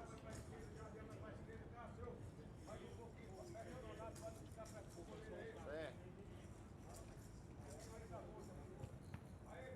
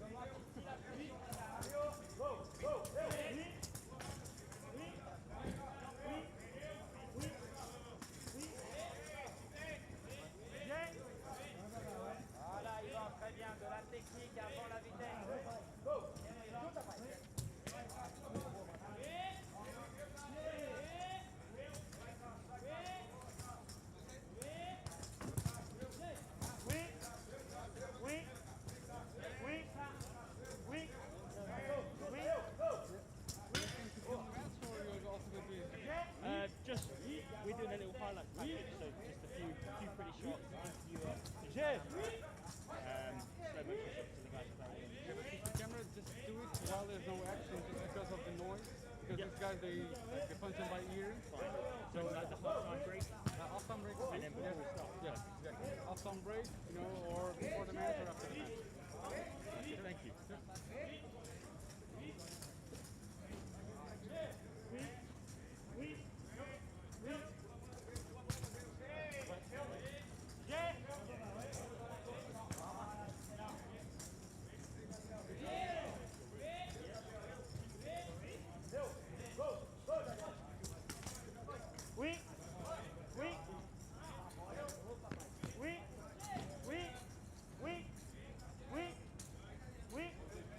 Oui.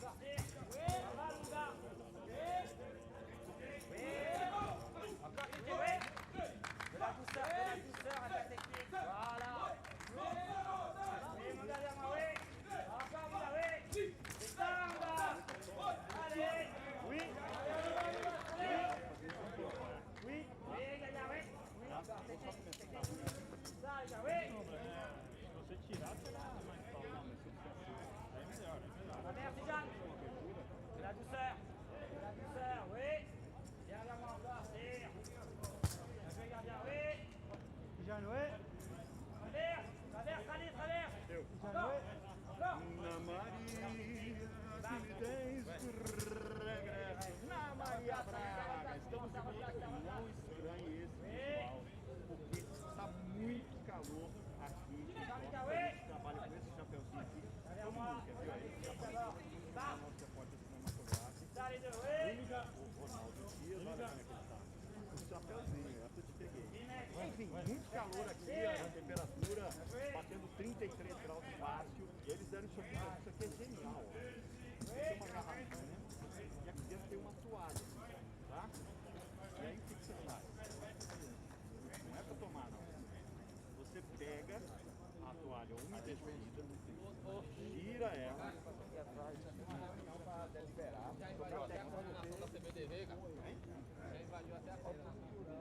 E aí ele fica gelado. A toalha fica gelada. Isso, para aguentar esse calor. Mas nós viemos aqui falar de futebol de 5, futebol para pessoas com deficiência, pessoas que não enxergam. E elas conseguem jogar futebol. É impressionante, sim. Mas nós viemos aqui para falar de futebol para pessoas com deficiência visual. Fute 5. O que é fute 5? 1 na linha, 4 no gol. Eles não enxergam. E o Brasil joga um bolão, Aninha.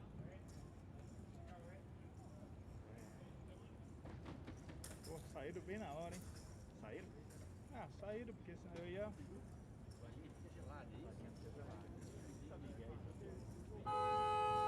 Falta do que? Falta de notícia, né, velho? Quase que eu entrei pra fazer um carinho nele assim, né? Então, devia ter feito, Não vai dar, não vai dar. Que horas são agora? Valeu? Valeu. Agora peraí, deixa eu... Vamos subir aqui na casa. Nós vamos passar. Agora vai demorar, hein? Agora vai demorar, hein, mano?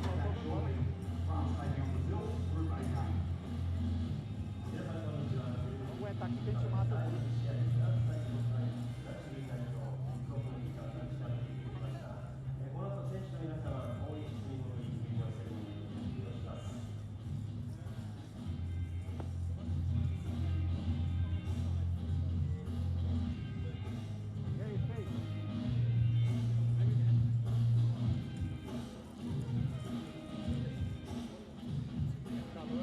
Mata, né, cara? Vamos trabalhar.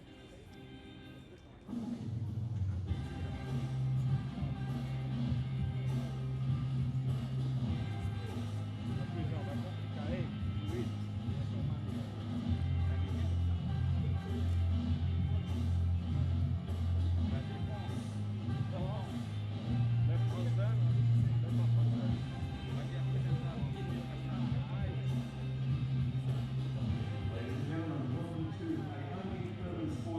The home of football five-a-side for Tokyo 2020 Paralympic Games.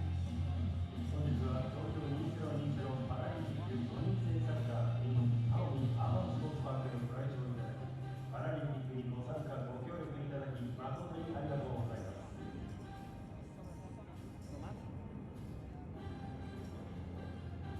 Folks, we're moments away from welcoming the teams back out on the field of play. Just a reminder that we need silence. That's the ball. And that sound device inside is important. Silence for the players to track the ball. まもなく両チームが入場してまいります。改めてご案内申し上げます。5人制サッカーのプレー中はお静かにお願いいたします。静寂の中の熱狂、また選手たちの雄姿をお楽しみいただき、ゴールが決まった時、大きな拍手で一緒に盛り上げていきましょう。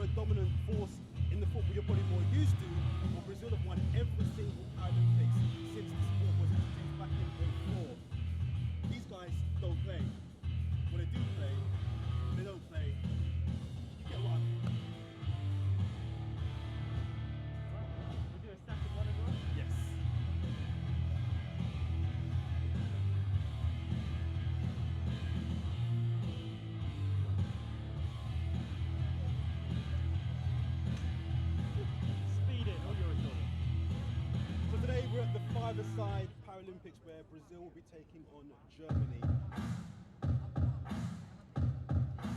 So today we're at the five-a-side football where Brazil will be taking on Germany. Now this sport, bloody hell.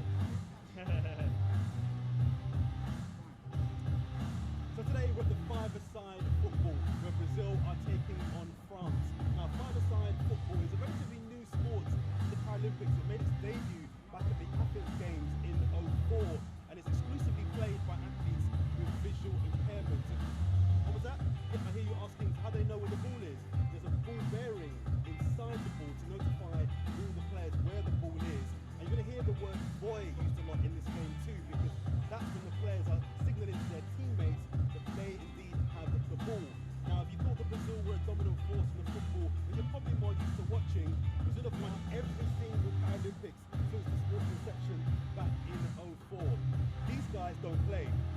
Well, they do play, they don't play. You get what I mean? Chill. All right. I like it. Can I do one more walking? Yeah, Is yeah. that all right? Try one more walk. Specs in my eye.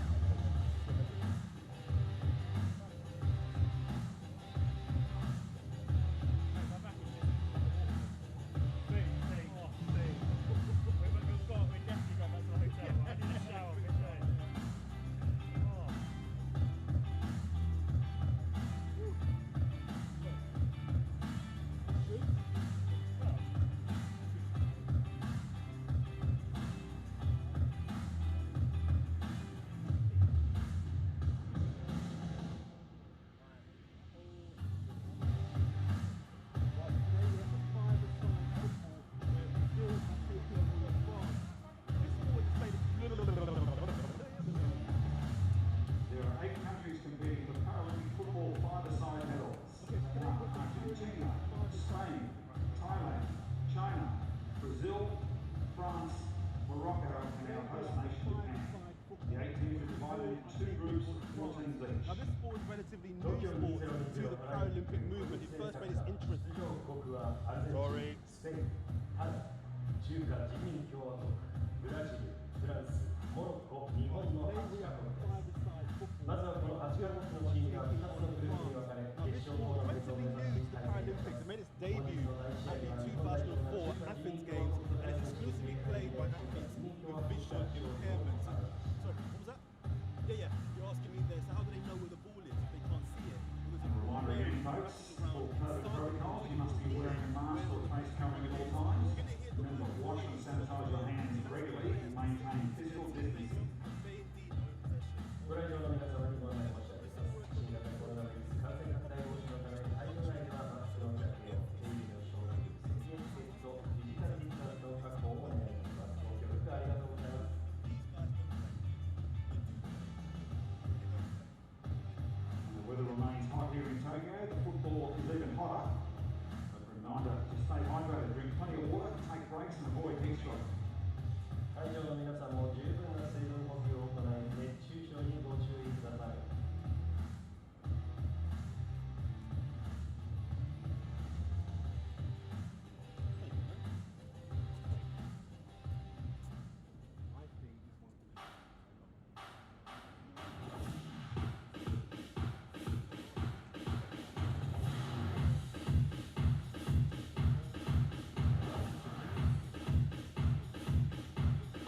Now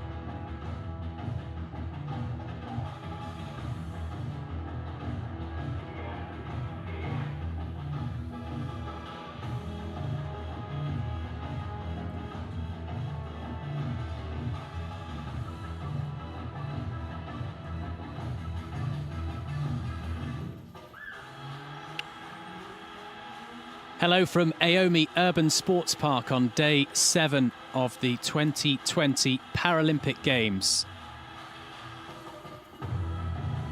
Here we have a final match in the group stage of men's football five-a-side. The reigning champions Brazil are already through to this year's semi-finals with a perfect record so far in Group A. France, meanwhile, are already out. But for the Europeans, an opportunity here to cause an individual upset to leave Tokyo on a high.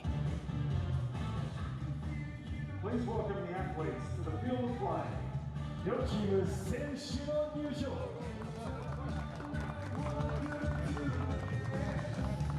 The France team led as ever by Frédéric Villeroux.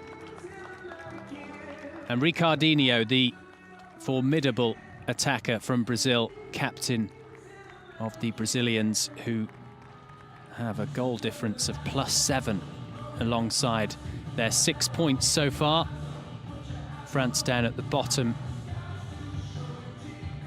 having had 2 defeats, 4-0 to Japan and 1-0 to China.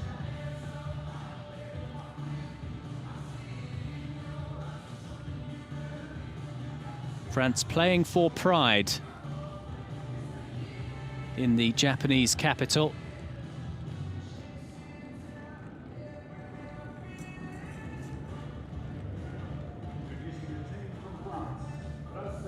It is a bit more of an overcast day 7 at the Games.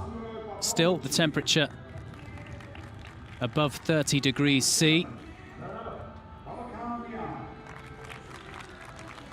Niang and Bartolomucci among the starting 5 for the French, and Ivan Ouanji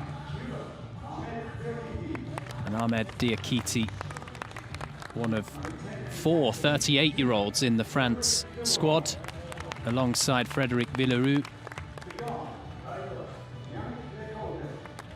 It is a very experienced France squad. Hakim Arezki and Khalifa Youm, the other 2 38-year-olds. At 27, Mikel Miguez, the number 3, is actually the youngest outfield player that France have brought to Tokyo. They are coached by Tosan Akpoe. Hopeful they can secure what would be their first and only point or points at the Games. Brazil have opted to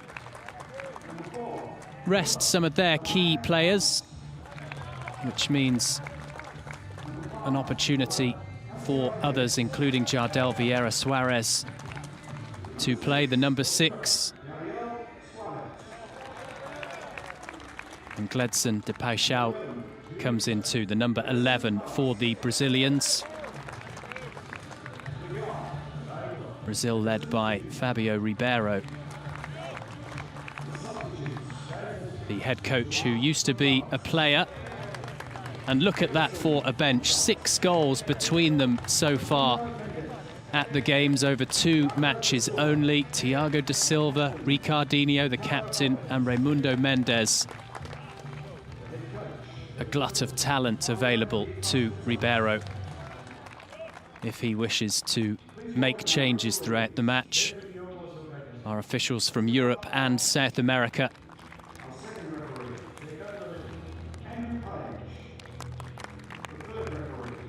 Brazil yet to concede in Tokyo in men's football five-a-side. France yet to score. And we will, before kick-off, have the national anthems of Brazil and France. Ladies and gentlemen, the anthem of France. フランス国歌の演奏です。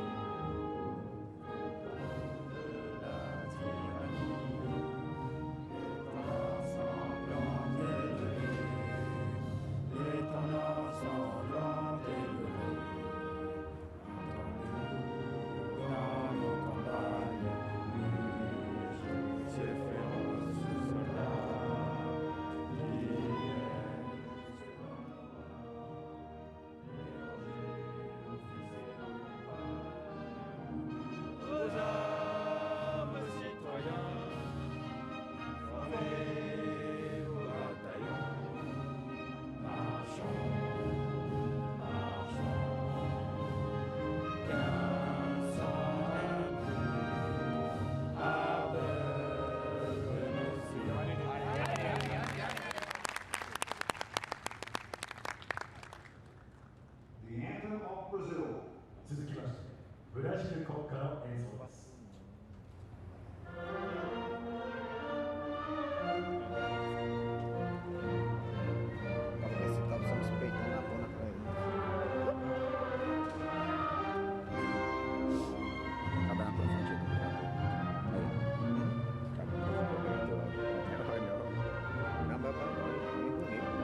Essa aí, rapaz.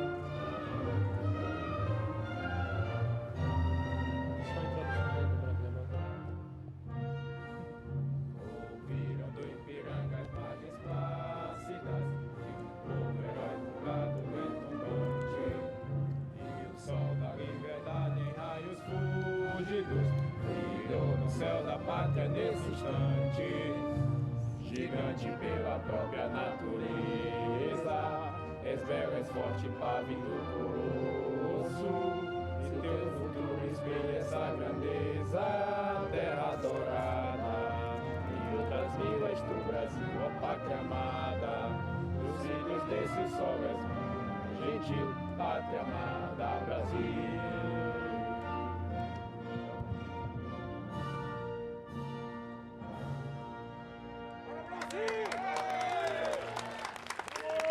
Go Brazil, the chant from the dugout.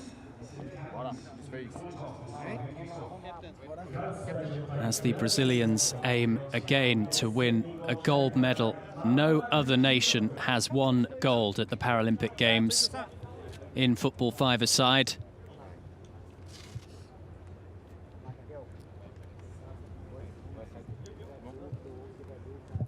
Villarreau, the captain of France, alongside the opposite number 10, Ricardinho, who starts from the bench for this one.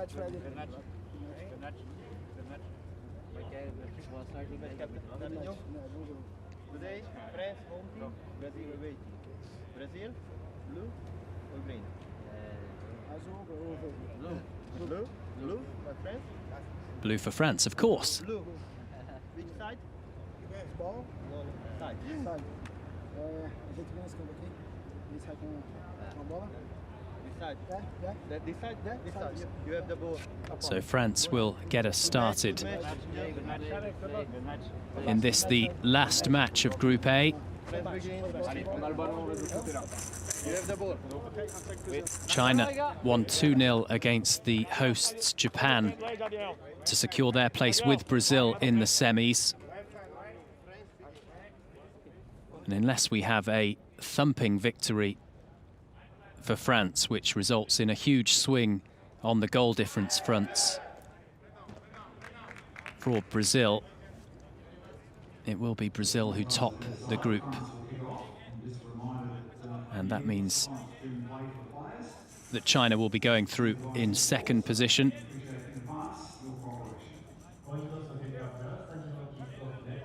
Brazil have really dominated world football, winning gold as well at the last 3 editions of the World Championship, alongside the 4 golds they have from Paralympic Games football 5-a-side.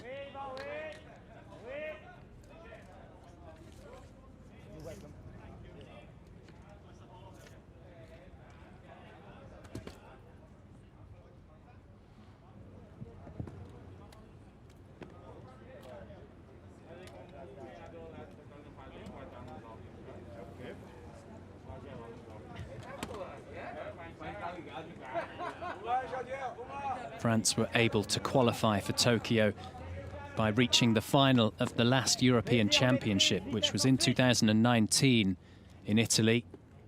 They lost that final 3-1 to Spain.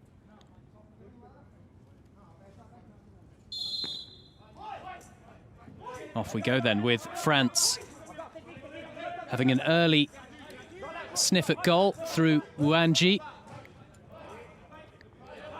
De Paixão for Brazil.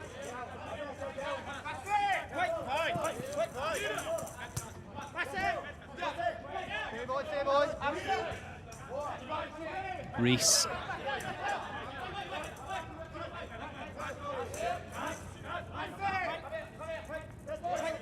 You'll hear the players shouting "Voy" if you are new to football 5-a-side. The outfield players have to alert the others on the pitch that they are in control of the ball. And "Voy" is the preferred word, meaning go in English. And on the move now, France with Niang.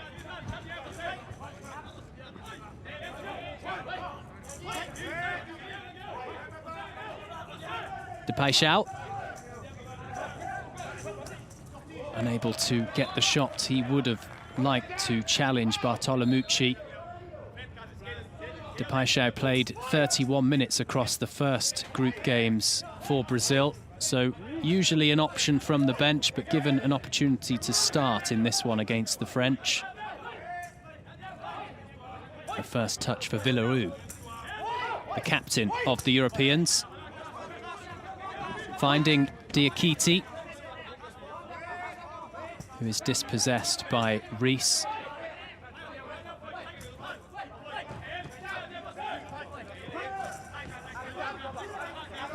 Vieira Suarez doing ever so well. Is the shot on? Good defending from Villarreau. Now Ramos for Brazil. The oldest player among the 2 squads at 46 years of age. And he has only played a couple of minutes at the tournament up until this point, so an opportunity for him, certainly, to get some game time as part of this latest campaign for Brazil for glory. Niang in control of the ball. No one really up there for France.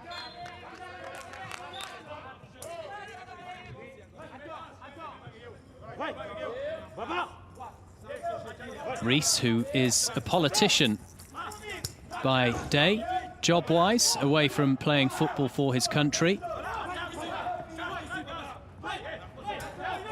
Vieira Suarez dispossessed well via Villarreau. He's still going, Frédéric Villarreau.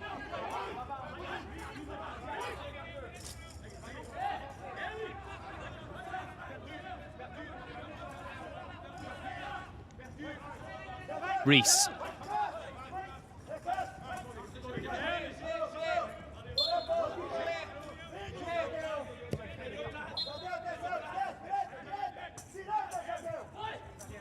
All of the outfield players are visually impaired, but they wear the eye shades that you can see in order to make it completely fair. Only the goalkeepers are in a position where they do not have to wear the eye shades. They can be sighted.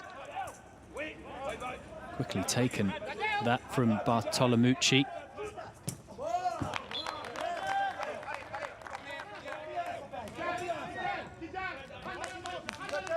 France have come close at the Paralympic Games, winning a silver medal in London in 2012. That is their best showing in the first ever edition, when football five-a-side was added to the Paralympic programme. In 2004 in Athens, they came 5th.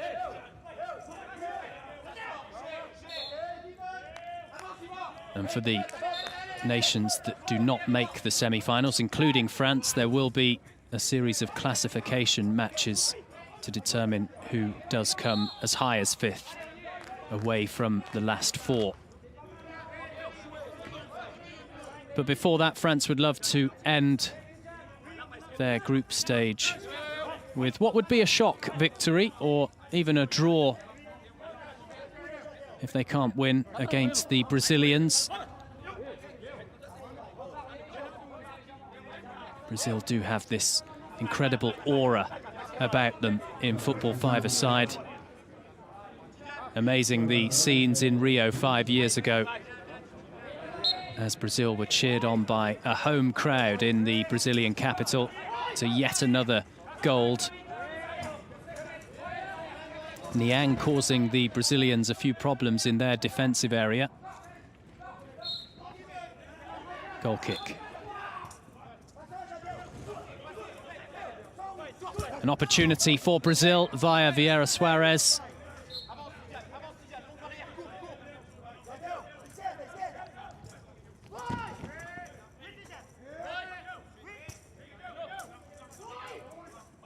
Wanji,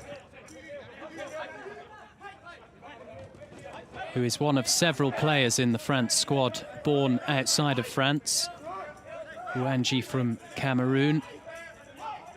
Niang in possession at the moment. He's from Senegal by birth and actually took up the sport in 2009 in Dakar, the capital of Senegal.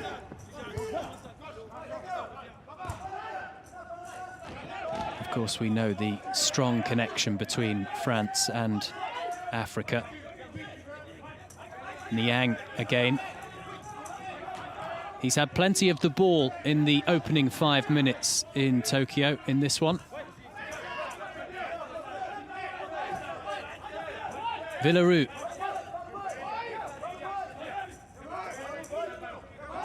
Technically very good, the captain for the French. And Les Bleus playing in the more unfamiliar white kit, as there was a bit of contact between Wanji and Da Costa in the Brazil goal.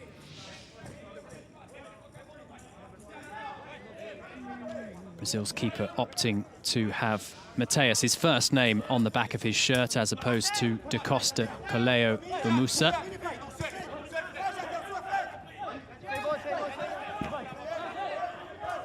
Villaroo into space for France. Collected by Wanji. Battling away with Ramos.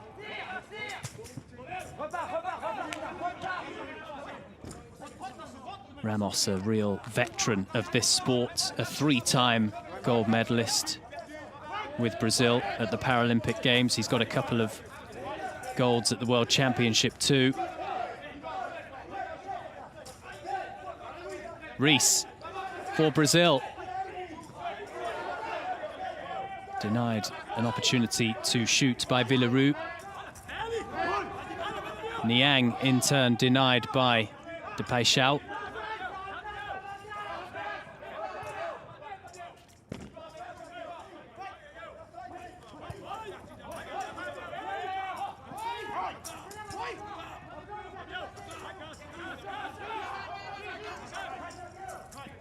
It's been an even start for these two.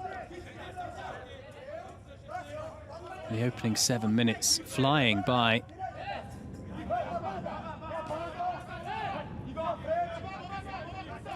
Reis.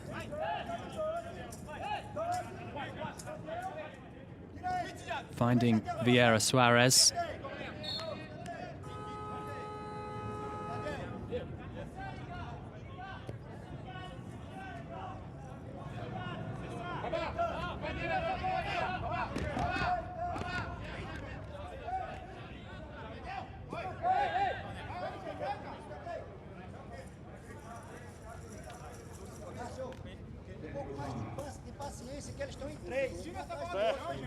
Not all that easy to hear the two bells inside the ball. It's a noisy Aomi Urban Sports Park, as it always tends to be when Brazil are in town for a game.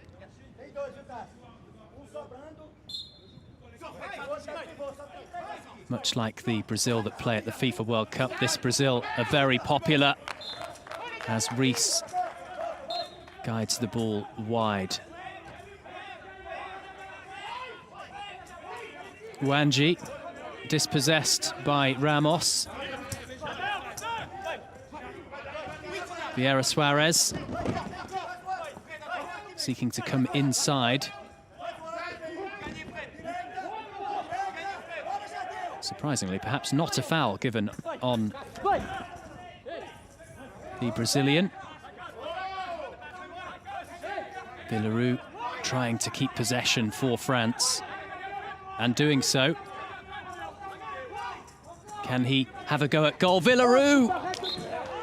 Wide by Les Bleus as well, after the opportunity a moment ago for the Brazilians.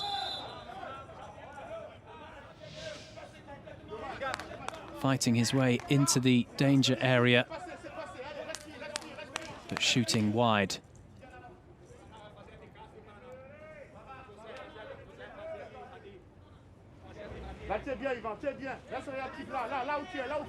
Villaroo actually took a break between 2013 and 18 from the sport, having started playing football five-a-side in '98, the year that France hosted and won the FIFA World Cup.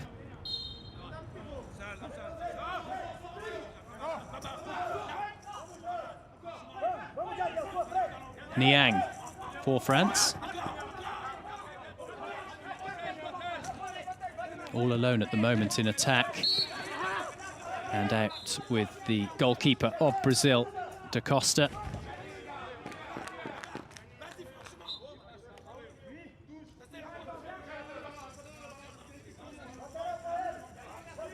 Da Costa only played for the first time for Brazil in football five-a-side 3 years ago.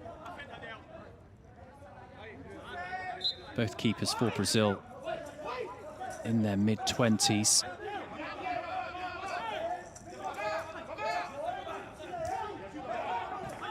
Niang helping out in defence, this time for the French.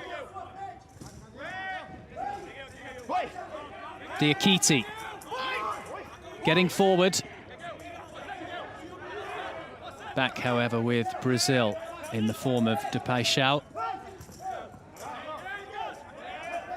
Niang is like a brick wall at the back when supporting his teammates defensively. Vieira Suarez able to get by Wanji into the area and unable to get that final crucial bit of contact. Very close to the goalkeeper of France, Bartolomucci. And it is a penalty to Brazil, awarded for a foul. It's Villaroo who just clipped Vieira Suarez. Though really he escaped giving away a free kick a minute or two beforehand with a challenge that was heavier.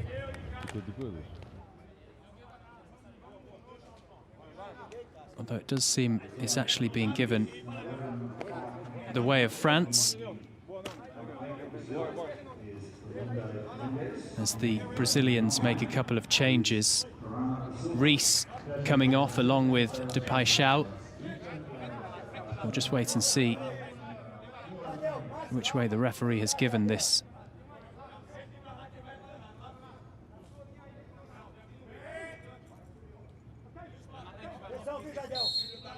So yeah, it is with France. And Villaroo, who moves forward. Thiago da Silva, one of those on for Brazil. Ribeiro recognising that France have started well, if only in being able to restrict the Brazilians to not scoring in the opening 10 minutes.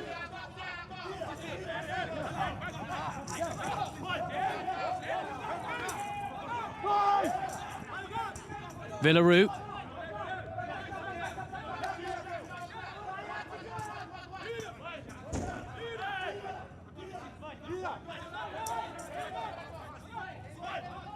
Mendes.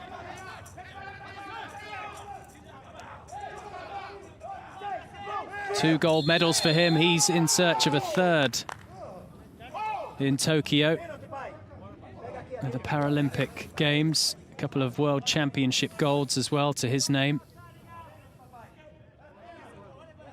Raimundo Mendes was named Best Five-a-Side Footballer in 2019 in Brazil. And he had to skip by a couple of challenges en route to goal. So we have the first of two breaks for refreshments to get water on board in these hot and humid conditions in Tokyo. A minute break in the first 20 minutes and in the second period too.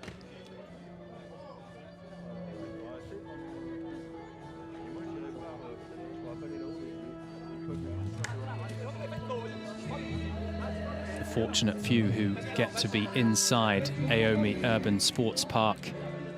So far witnessing Brazil being restricted. France putting on a good show up until now.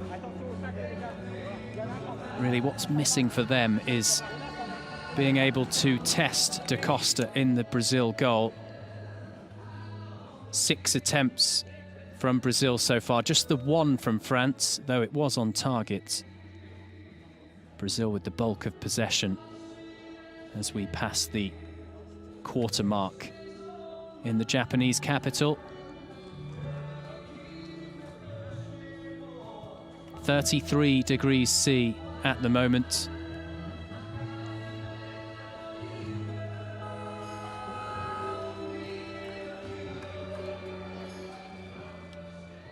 And you wonder if the Portuguese connection with Cape Verde will mean that those from Cape Verde in the stand are perhaps supporting Brazil in this one. There's not a great deal riding on the outcome result-wise unless France can score a massive victory over Brazil to stop the Brazilians finishing first. But certainly some pride to play for France. And perhaps even being able to finish above Japan in the group stage, given that Japan have also lost 2 matches in Group A.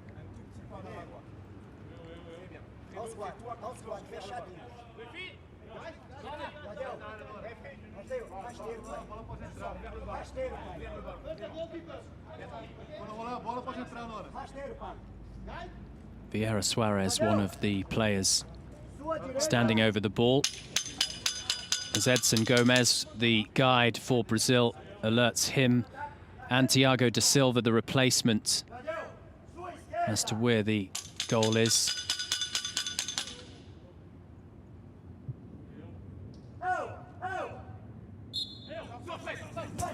And it's narrowly wide from Vieira Suarez.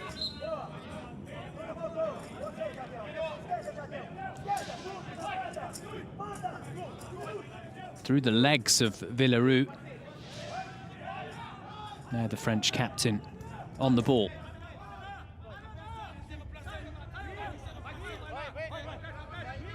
De Silva with 1 goal in the tournament so far, virtually ever present. Mendes getting some possession.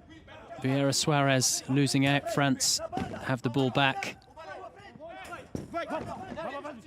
France yet to make a change in this encounter.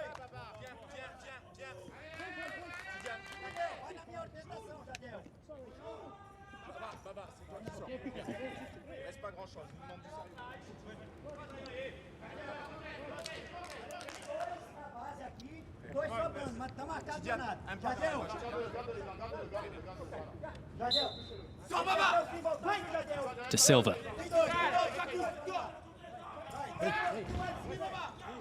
Put under pressure by Niang. He does well though. Still going. De Silva. It remains with Brazil and Mendes. Watched closely by Wanji. Mendes.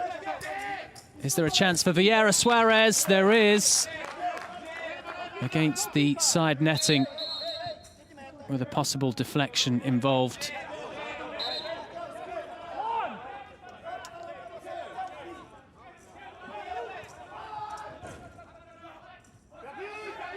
Immediately back with De Silva.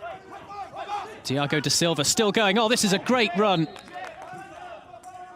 Sadly for him, no end product.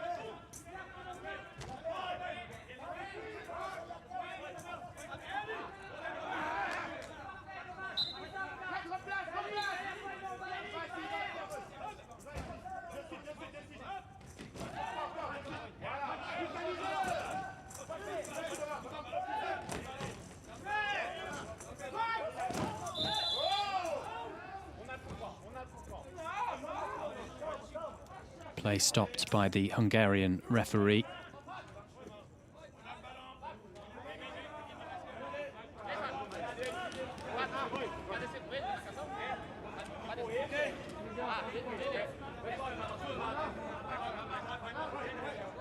France are doing their job so far in a defensive sense.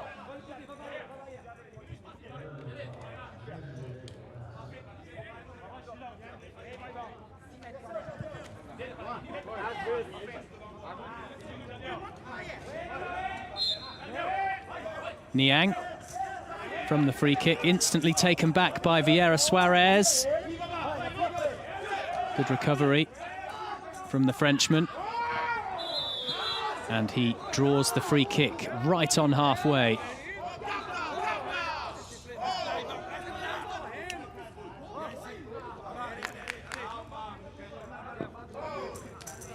Niang plays club football in France for Toulouse.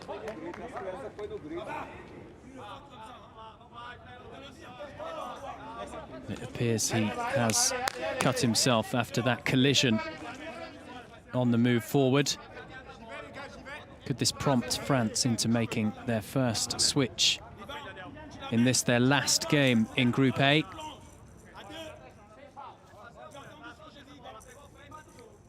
We've not had too many stoppages in the opening 20 minutes, which is good to see.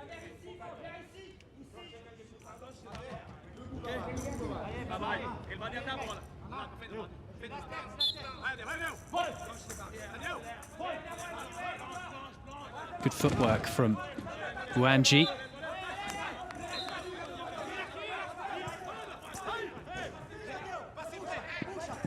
Vieira Suarez, who has the option of Mendes in the middle. But it's Villaroo moving forward for France. Villaroo shoots straight at the keeper, Da Costa. Mendes.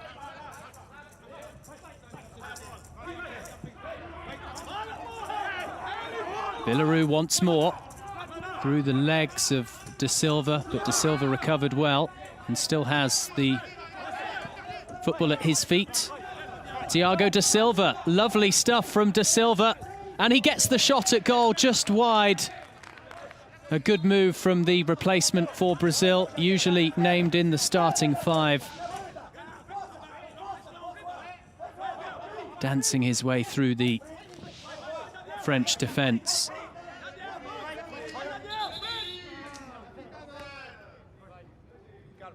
One of the Brazilian goalkeepers, the sighted goalkeepers, Luan Gonçalves, described the teammates of his who do the business on the pitch as players that are out of this world.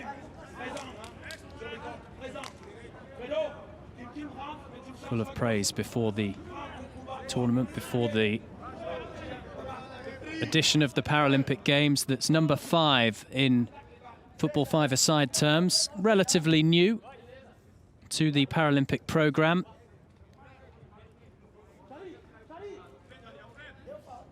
This is a sport that is widely regarded to have started in Spain in the 1920s, therefore making it around a century old.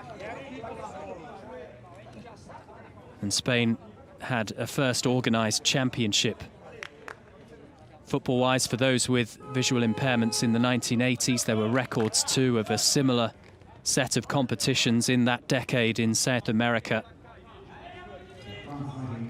Since the turn of the millennium, however, it's been all about Brazil. Diakite is being forced off through injury, forcing France to make that first change. Rezki coming on. Hakim Rezki, who is Algerian birthwise, and having moved to France, took up Paralympic football five-a-side.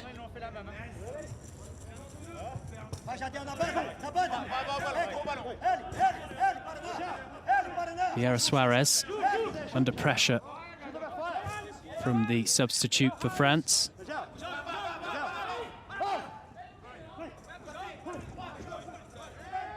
De Silva.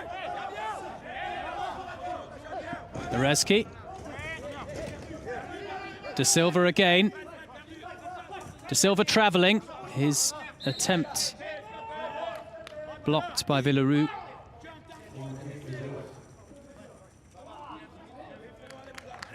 And it will be a corner, which again De Silva and Vieira Suarez will be involved with.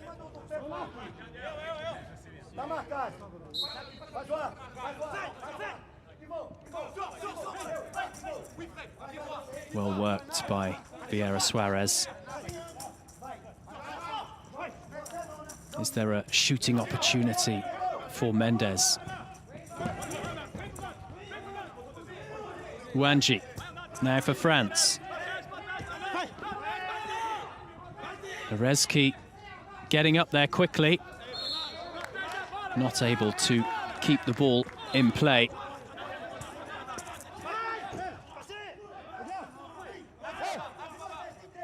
Vieira Suarez. Vieira Suarez into the box. Outfield players are allowed inside the keeper's area. They can shoot from inside the danger zone as well, but goalkeepers are not allowed to leave their territory.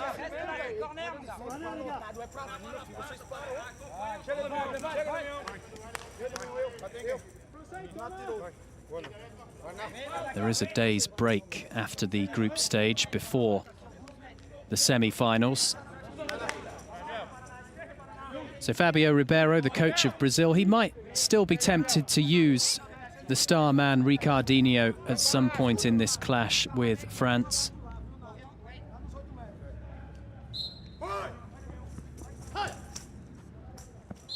Rezki forcing another corner for the challengers.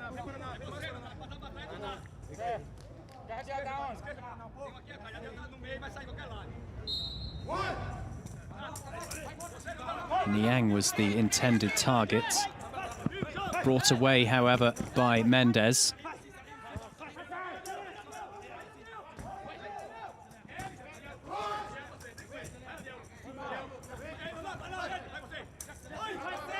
De Silva jinking his way past France. And the crucial interception at the end from Villarreal.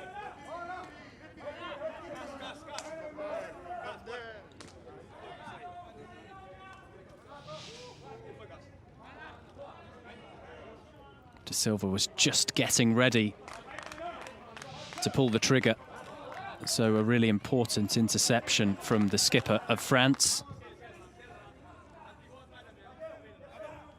Villaroo says Lionel Messi is his footballing hero. So not one of the class of '98 from the FIFA World Cup in France.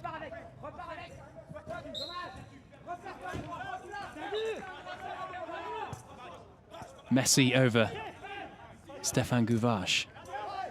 Niang for the French, forced into conceding the corner kick.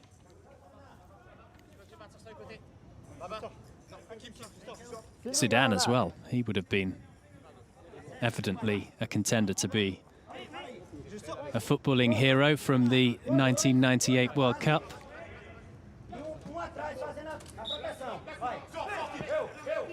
De Silva, and it's deflected. That's a wicked deflection, and the rebound hit in by Raimundo Mendes. It's taken them the best part of the entirety of the first period, but Brazil have done what they're used to doing, which is to score and to take the lead. Mendes pouncing. Now on to 3 goals at the Paralympic Games football five-a-side event.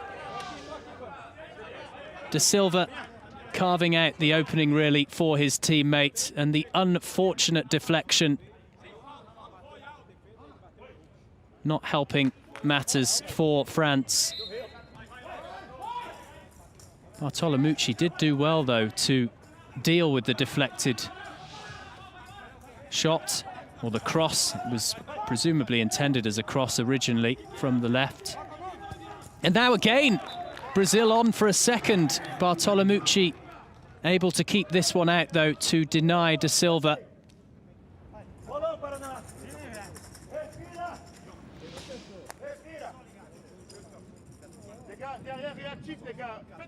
Well dealt with. Pressure really on France now. They do not want to go in at the break. More than a goal down, surely. They've got to try and deal with this pressure from Brazil. De Silva once more. Vieira Suarez keeping alive the move. He's still going, Vieira Suarez, using his strength. Mendes, the goal scorer, almost on for the second. Palmed away. Brazil camped around the French area. De Silva.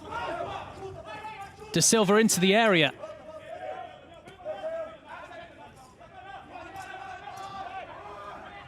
The reigning champions going up a gear or two in the last few minutes on the stroke of half-time.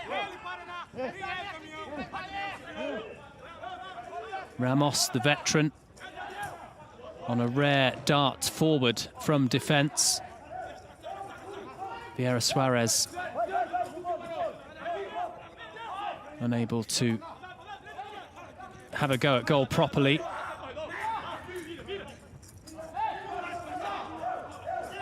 Brazil are just so good at keeping the ball.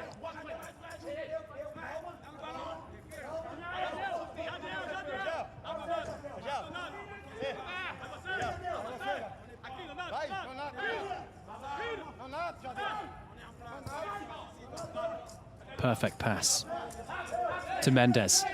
Mendes blocked by Villaroo. Still alive, almost. And France will be pleased the ball is out of play.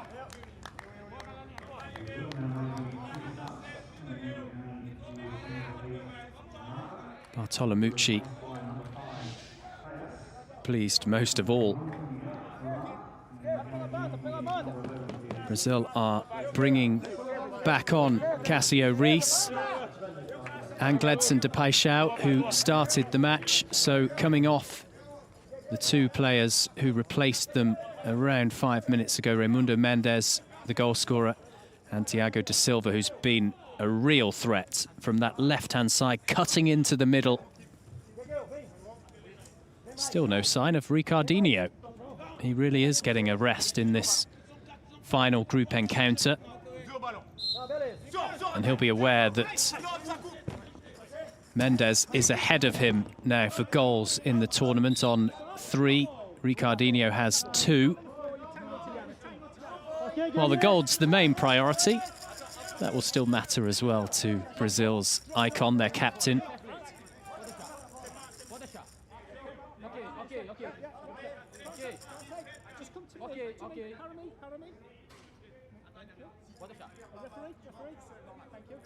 Niang involved in the drop ball for France. A different type of drop ball to FIFA football or futsal, in that the referee throws the ball first against the sideboard.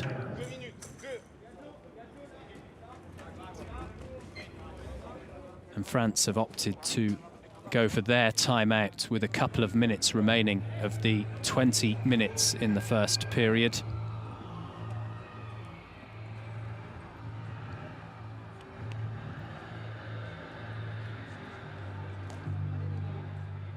It was all going so well until the 16th minute, when Mendes struck.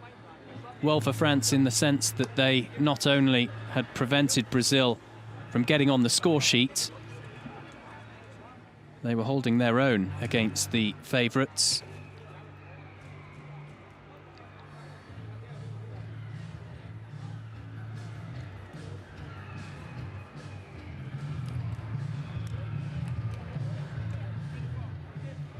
With men's football five-a-side, a fairly recent inclusion, as we were saying, from Athens onwards. There is later this year a first ever Women's World Championship taking place in Nigeria in November. And that surely will help to pave the way for a women's football five-a-side competition at the Paralympic Games. If not in France at the Games in 3 years' time, certainly by Los Angeles, after which, given the enormous popularity of soccer for women in the United States.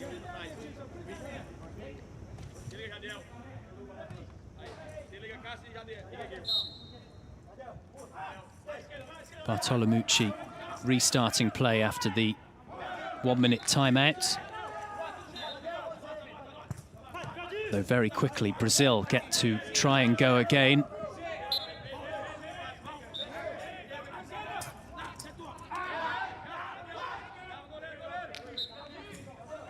It could well be in future years. The men's edition of this event is expanded from the 8 countries that take part at present, the 2 groups of 4 prior to the semi-finals. The other events outside of the stellar Paralympic Games just keep on getting bigger and bigger. The championships in the various continents and the World Championship itself too, as Brazil continue to push for further dominance in this game. They would love to go in at the break more than a goal up. Ramos, the 46-year-old who has played the whole half in these really hot conditions in Tokyo. Now Rees.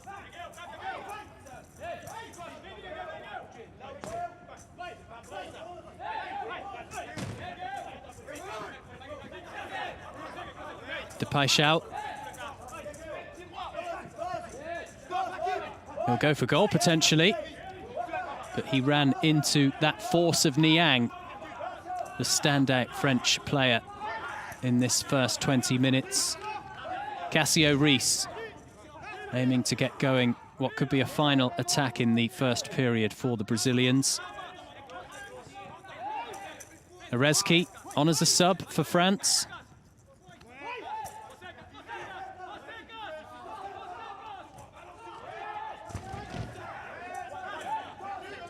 Rees.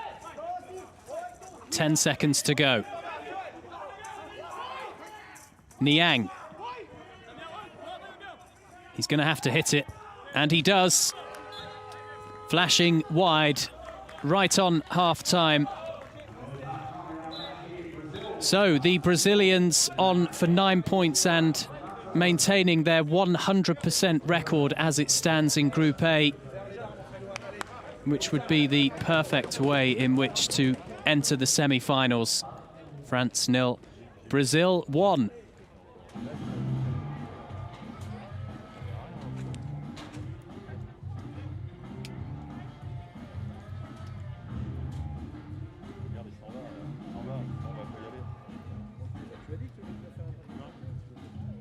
The Brazilians, led by Da Costa, their goalkeeper, walking off for the half-time break. Still with lots of options on the bench, including Jeffinho and Ricardinho.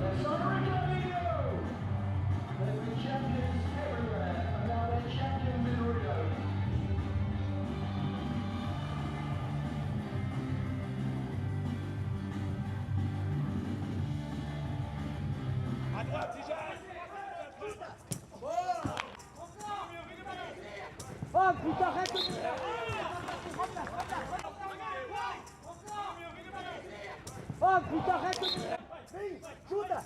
Chuta! Tá em cima, goleiro!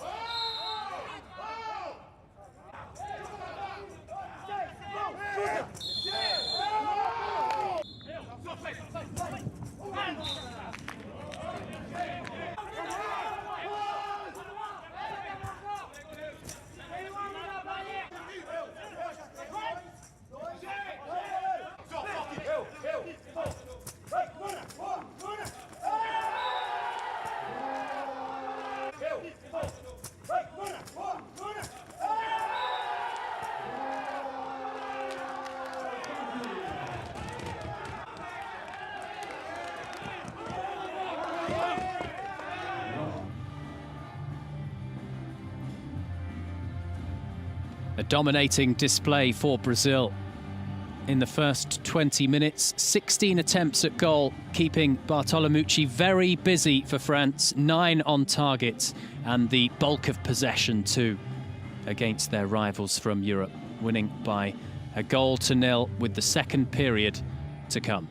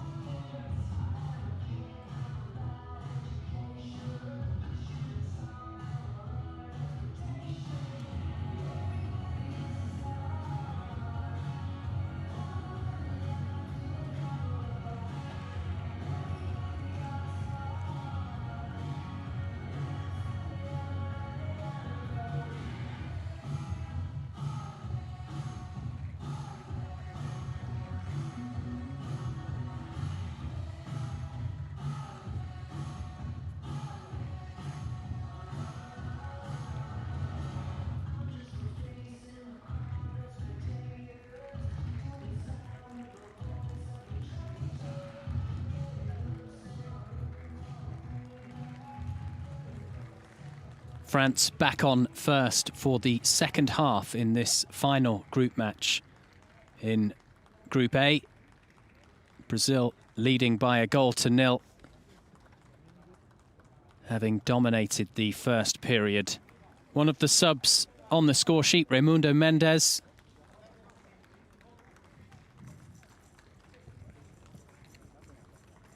If it remains like this, Brazil will win the group with 9 points from their 3 matches.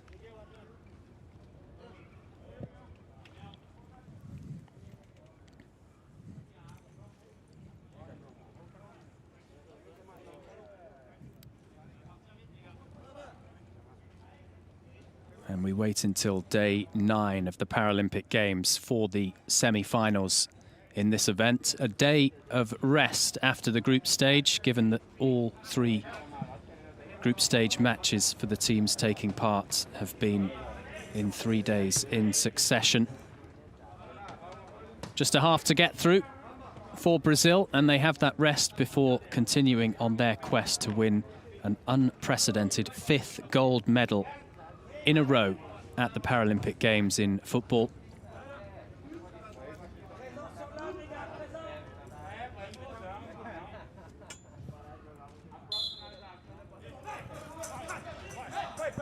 Paixão for Brazil.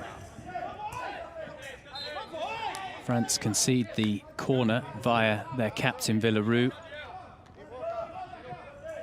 Niang was the standout man for the French in the first 20 minutes. Largely in a defensive sense. France not offering too much attacking-wise before the interval. Vieira Suarez gets the shot at goal, blocked by the legs of Bartolomucci, helped out too by Wanji. Rezki in possession, right up against the sideboard. Wanji.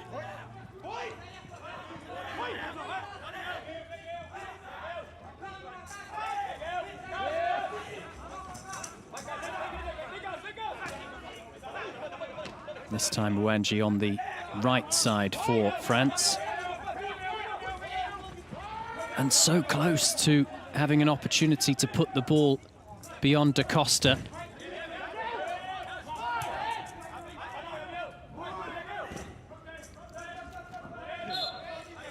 There seems to be added energy from France in an attacking sense after the break. Rezki battling with Vieira Suarez. Paixão.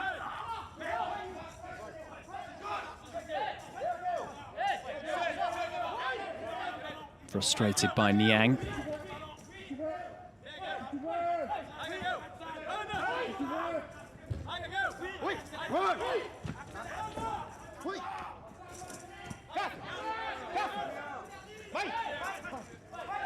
Wanji, the multilingual French player, speaks 3 different languages alongside his mother tongue of French, English and Spanish. Spanish useful when playing in this competition, with Spain and Argentina so successful. So being able to pick up some of the instructions in matches involving those 2, invaluable for Ivan Wanji. Vieira Suarez and Paixão again from a corner kick for Brazil. Paixão doing well inside the area and immediately turned into a potential France attack for Wanji.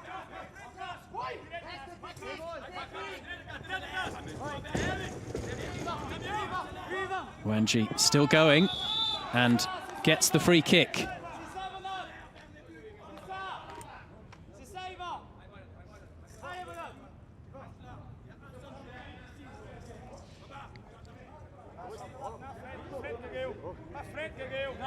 France have conceded 5 fouls so far.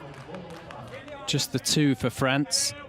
If an individual commits 5 fouls, then a penalty is awarded to the other team.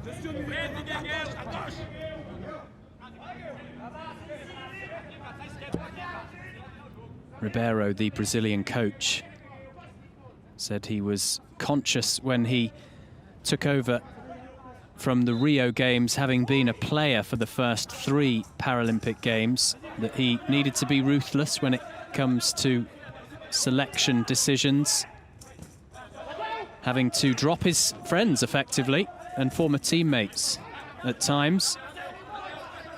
But it has been a successful story so far, his change from player to manager, because the gold rush continued from London, his last games as a player, Fabio Ribeiro, to the home Paralympic Games in Rio, which seemed a long time ago now, 5 years ago.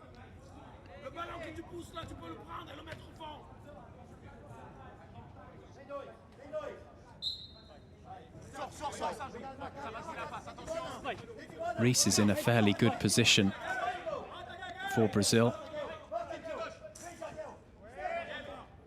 Orezki to Villaroo.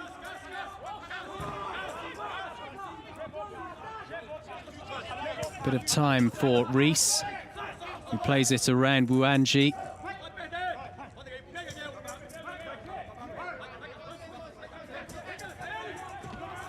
Wuanji attacking now. And he is unable to hit the target.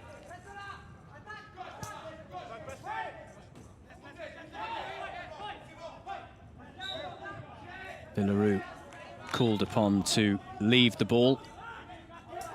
Quickly taken by Bartolomucci, but back with Brazil.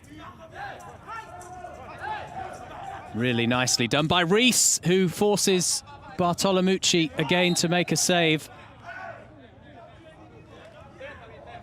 A rapid conversion from a defensive position to being in attack.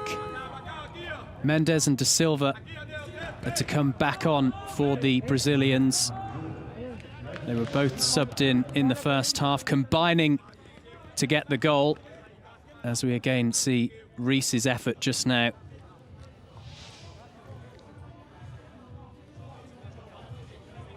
And with that, a timeout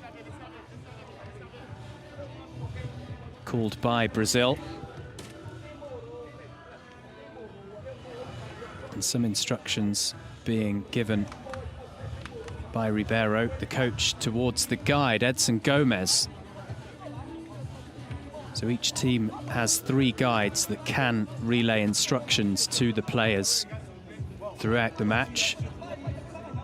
Usually the coach, the goalkeeper, and an additional guide who is also, by and large, a member of the coaching staff.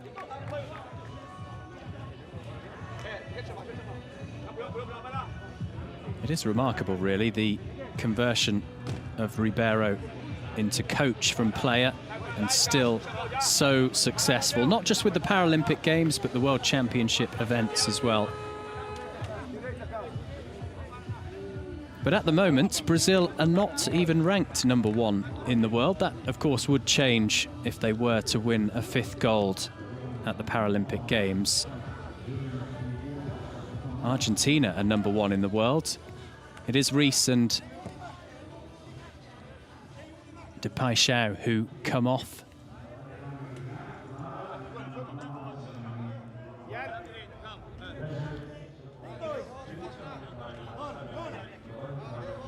Toussaint Akpoué, the coach of France, is in his 2nd spell in charge. This one since 2018.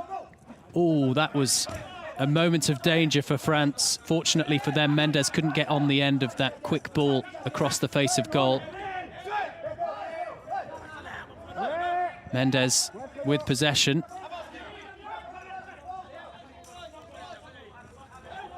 Vieira Suarez goes down, and he gets the decision which is against the French substitute from the first half, Hakim Rezki.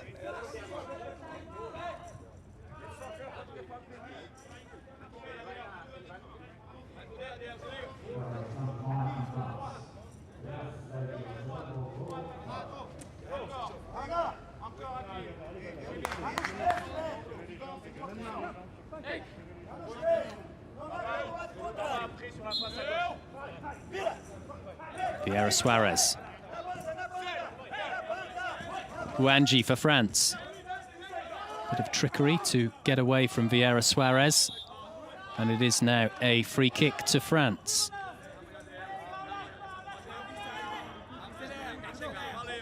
Huanji seems to have hurt his right arm. Bartolomucci has gone across just to help him.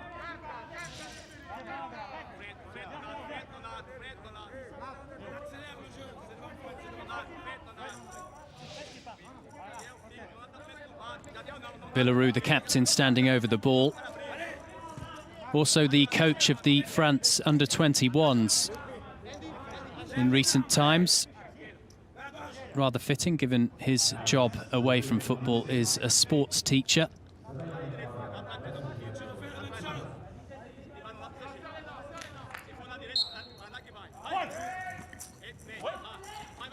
Villarou.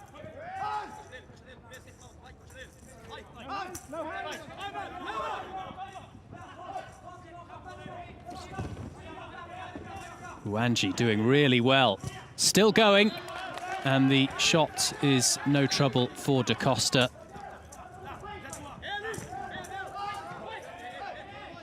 Rezki.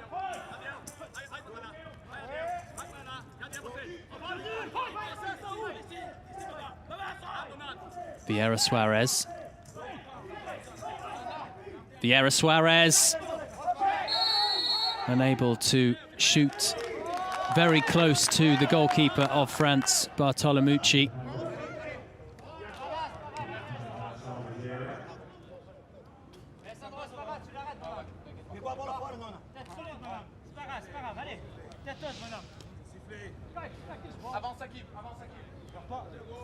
And has the foul been given?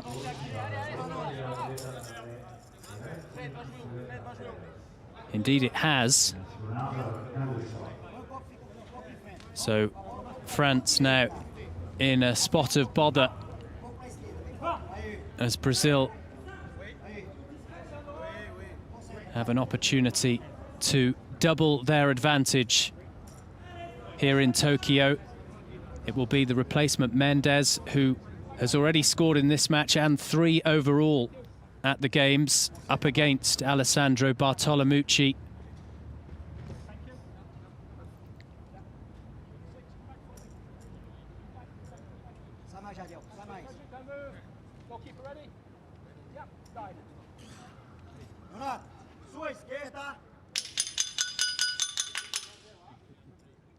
I wonder if that's a clue. Will he go for one of the corners?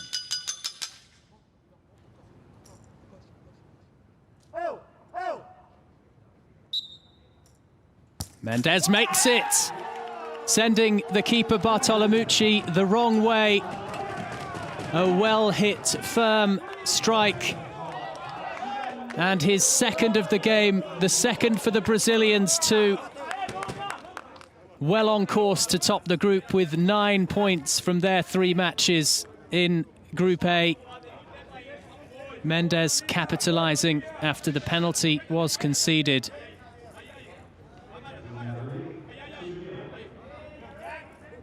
Wrong footing, Bartolomucci. And then wheeling away in celebration. Brazil well and truly in control. Vieira Suarez. Dispossessed by Rezki.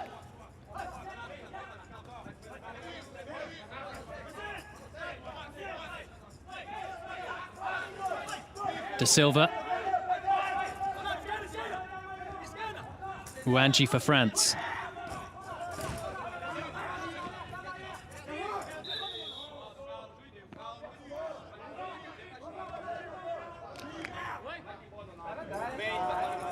So Mendes on to 4 goals at the Paralympic Games. Definitely of interest to Ricardinho on the bench, I'm sure. You wonder if that will influence a decision to bring him on at some point. Thiago da Silva.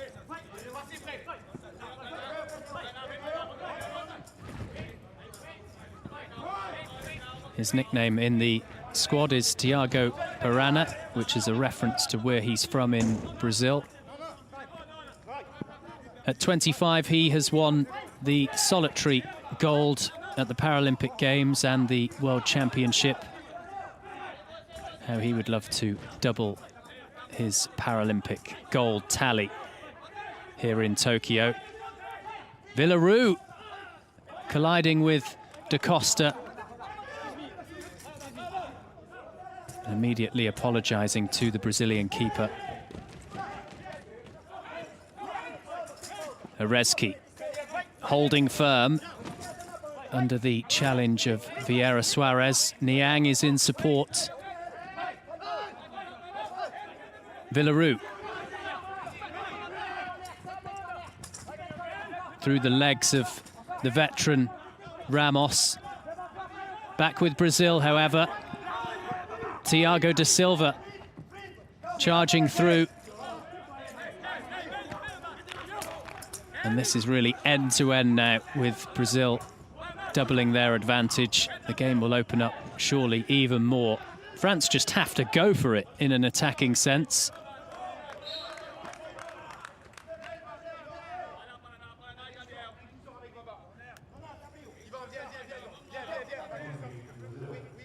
Brazil have the corner.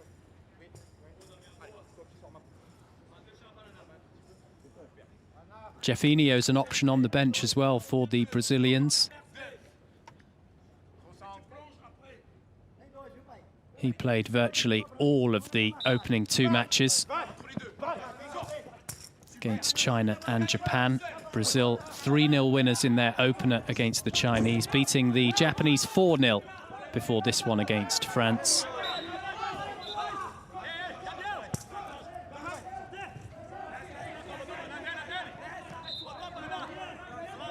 Villaroo watching that one out as France look to quickly attack. Wuanji.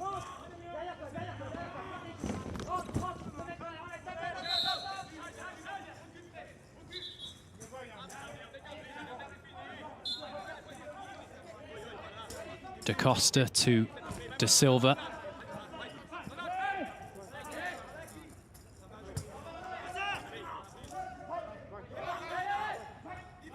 Mendes.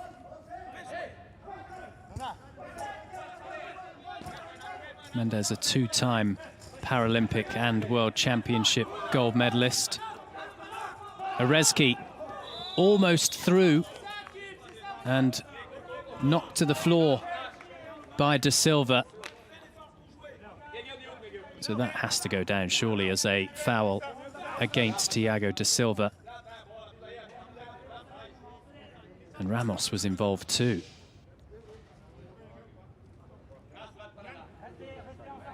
Will it be Ramos who is penalised?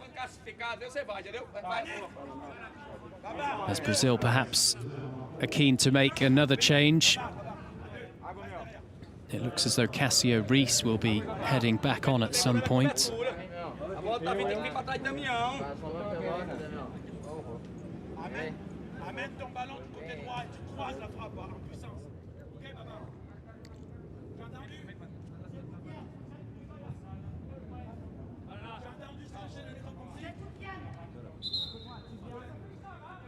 Wuanji, one of the French players, as we see that repeated change by Brazil. Reis and Depaixão back on. Wuanji of France, one of several players in the squad who were awarded in their home country with the Knight of the National Order of Merit for their contribution to Paralympic sports.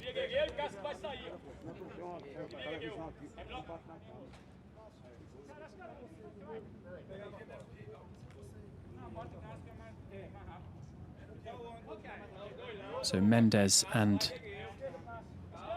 De Silva not making way together at the same time on this occasion. Mendes still on, and on for a hat-trick. But at this moment in time, it's France who are closer in an attacking sense. Once play resumes. Wanji and Niang standing over the ball.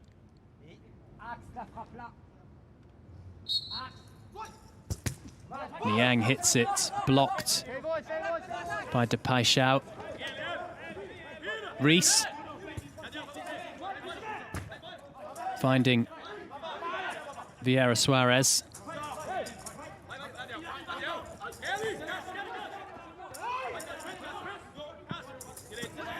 Wanji for France. All on his own. And left frustrated.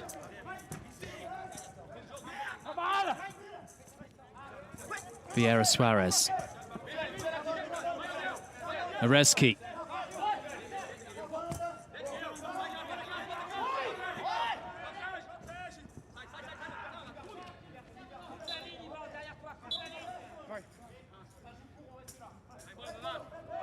Rees for Brazil.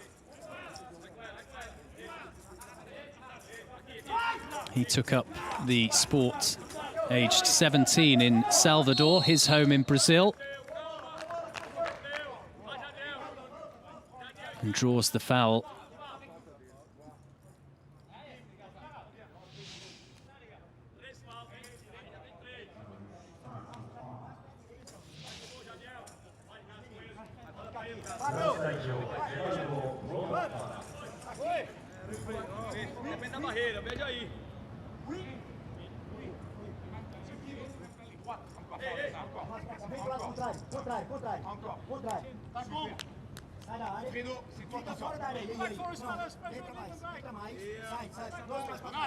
Will it be Rees or Vieira Suarez to again test Bartolomucci? 20 attempts at goal from Brazil in the opening half an hour, 13 of which have been on target. They're still dominating as well, with 61% possession overall in this group affair.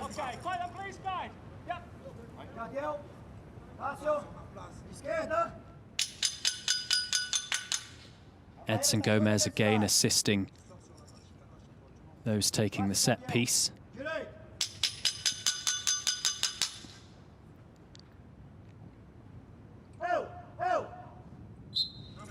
Vieira Suarez hits it, it's deflected. And it took the pace off the ball, helping out Bartolomucci.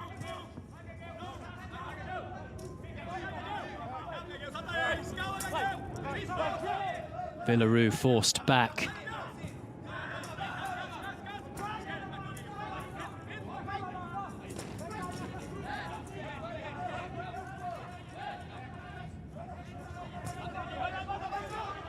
Rees holding firm. Wanji for France now.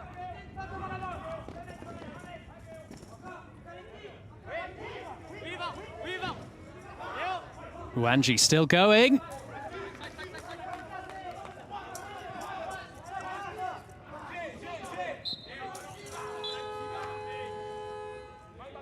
And a break for drinks at the halfway point in this second period.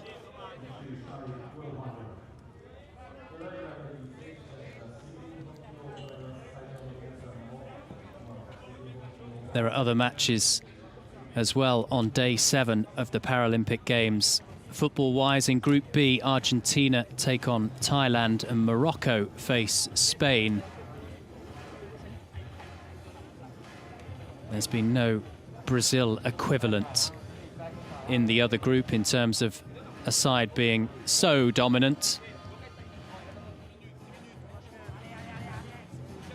Brazil's dominance in Group A extending to not even having conceded yet in Tokyo.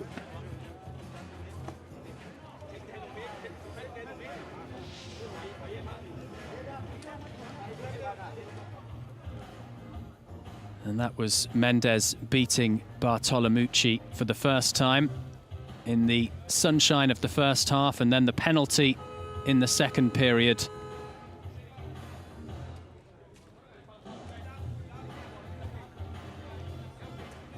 Aside from a gold medal in their own backyard, Brazil would love to add a second Asian gold at the Paralympic Games to go with the 2 scored in Europe, in Athens and London.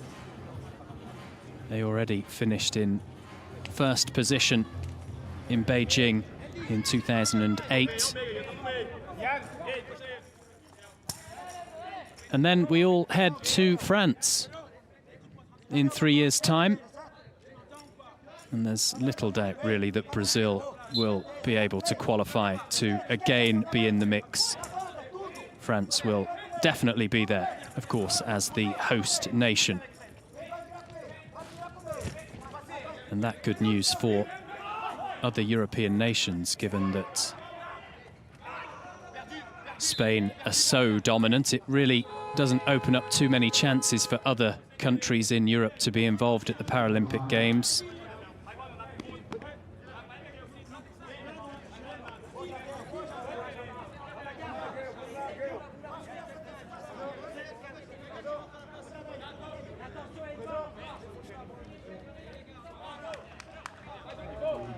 France will be aware that they are yet to even score in Tokyo.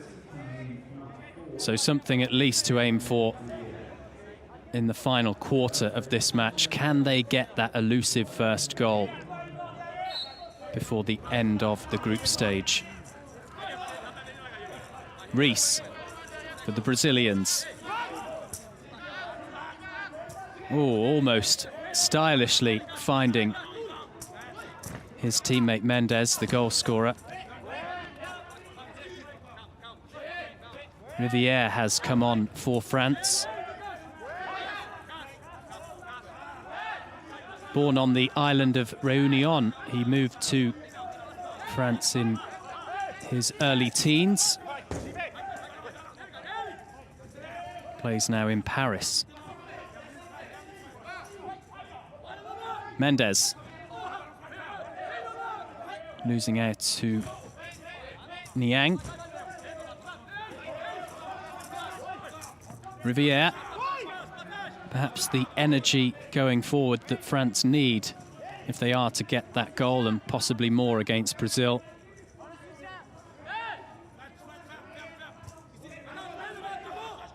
But if France were to get 1 goal back, there's plenty of firepower on the bench for Brazil to go with, including Jafinho and Ricardinho, who we have not seen in this match. It's clear that Ribeiro, the coach, is resting those 2 ahead of the semi-finals, confident that his other players can get the job done against France, and they're doing that.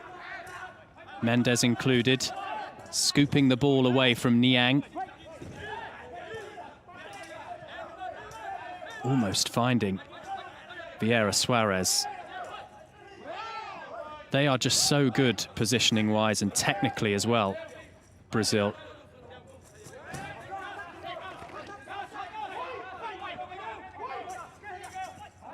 A very crucial interception from Depaixão. Villaroo was in a dangerous position. Rees.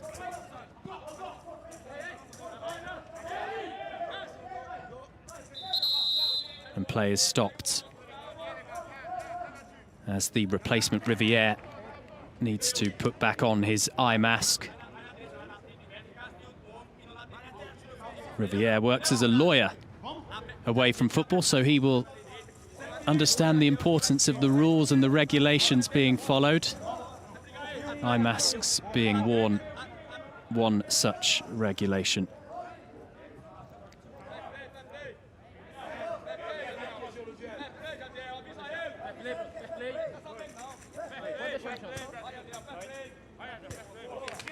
Sportingly played back by Brazil's Vieira Suarez. Uanji goes for goal and it's blocked. So a corner to France.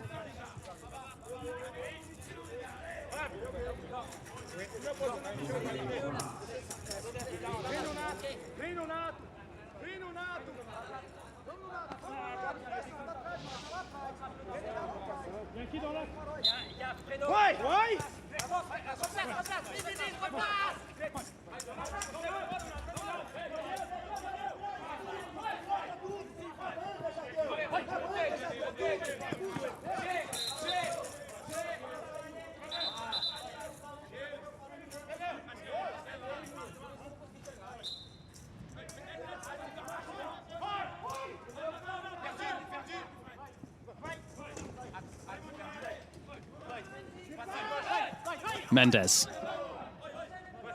for Brazil. He and Villaroo will need to replace their eye masks.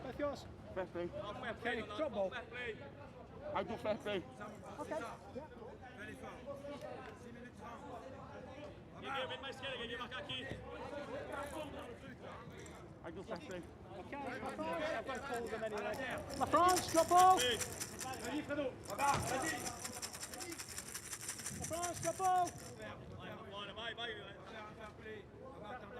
The British referee requesting a player from France for the drop ball after play had to be halted. Instead, the possession handed back to the French.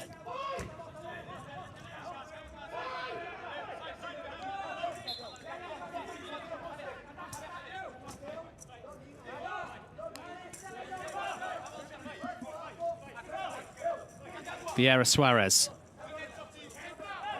denied a chance to shoot by Villaroo, who frustrates his Brazilian opponent for a second time.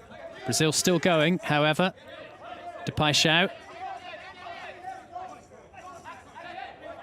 Is there a route through to a goal for him? Gledson Depaixão.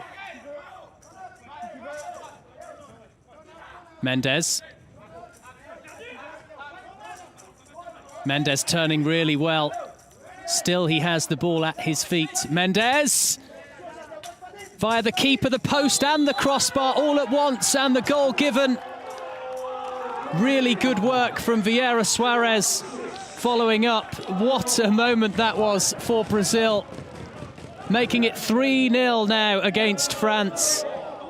And for sure, sealing all 3 points in this Group A encounter. A wicked moment for the French. Bartolomucci did so well, but helped by the crossbar and the post. Brazil were able to follow up from a rebound for the second time in this match. The goal scorer from earlier doing all the hard work. And second time fortunate for Vieira Suarez.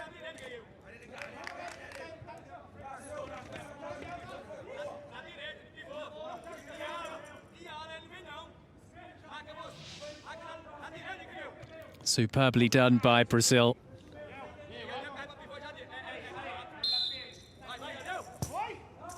The immediate shot from France from the resumption.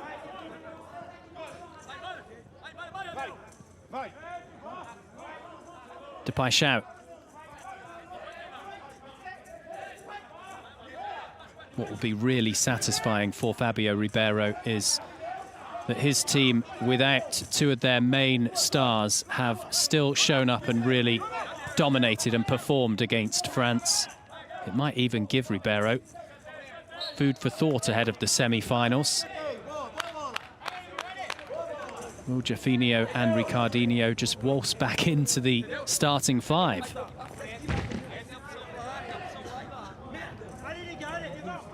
They have so much talent, Brazil, to choose from, even beyond those in Tokyo.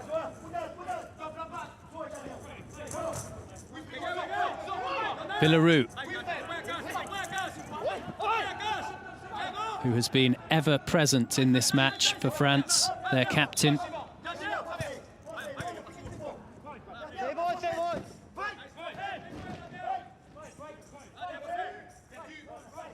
Vieira Suarez. Vieira Suarez inside the box.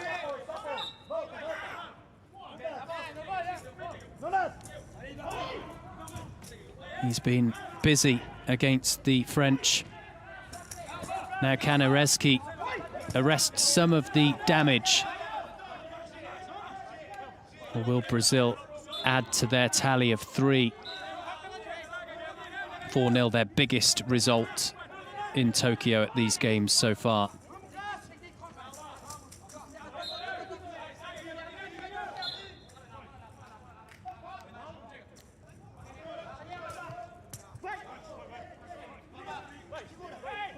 Vieira Suarez, not quite finding it as intended to Mendes, but he does have possession, or did have. Here's Riviere.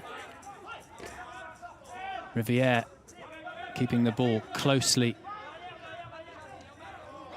but in the end it's back again with Brazil. Vieira Suarez. Mendes.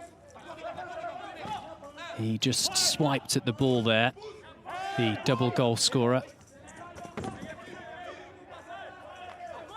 Such a physical battle at times, this sport.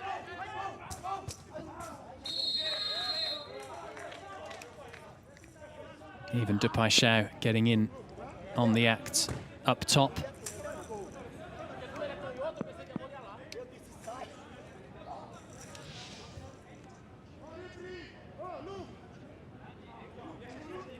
Took a touch off his own teammate, Vieira Suarez, too, on the post. Niang is hurt at the moment in the closing stages of this Group A match.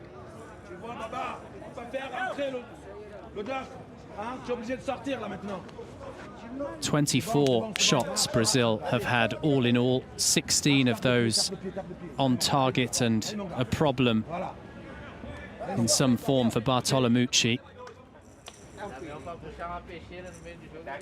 France have been better in the second period,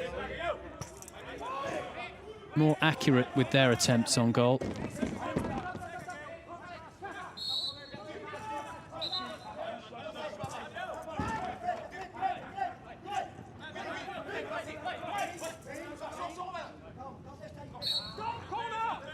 It is a corner kick to Brazil. And so it doesn't seem as though we will see Ricardinho or Jeffinho.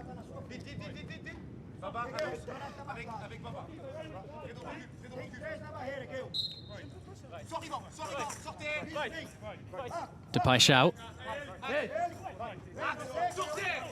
Frustrated by Villaroo. It's in the area, in a dangerous position.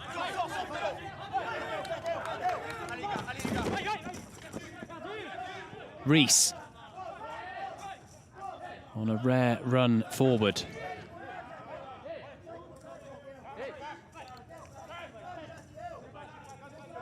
Still fighting away, Cassio Rees. Niang for France.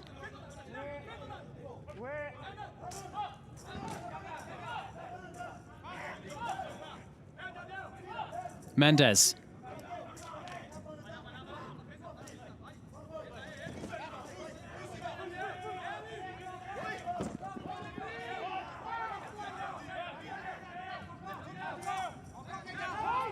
Erezki doing what he can to push France forward. But it's Brazil again who advance. Rees blocked by Villaroo.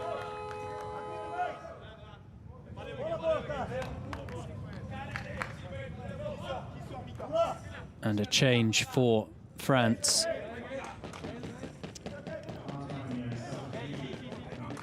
Riviere being replaced by Miguel Miguez.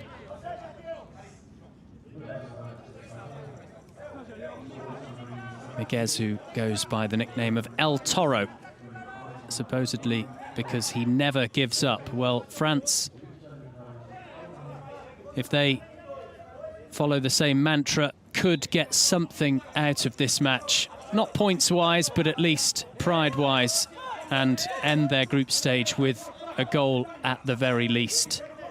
But at the moment, they have failed to score in 3 matches.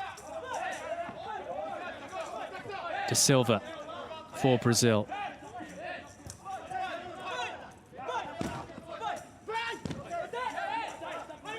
Mendes.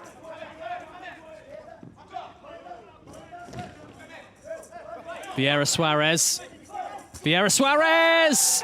A lovely finish, cutting inside, keeping the ball close and firing beyond Bartolomucci. It has turned into a rout in this Group A final match.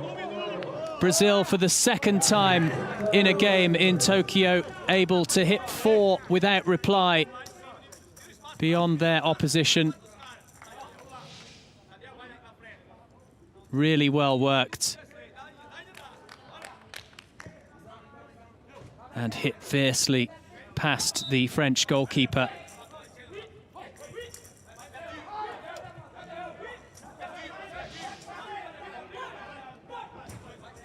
Vieira Suarez matching Mendes with 2 goals in this game.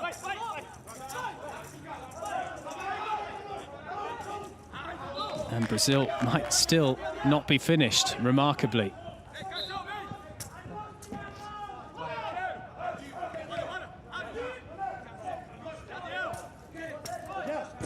That's something for them to aim for. They've already won 4-0 in this group. How about 5? Villarreal clearing for France. Now Rees for Brazil.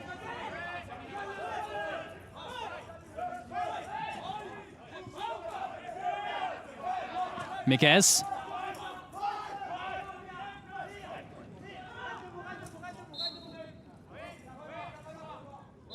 Miguez goes down and gets the decision.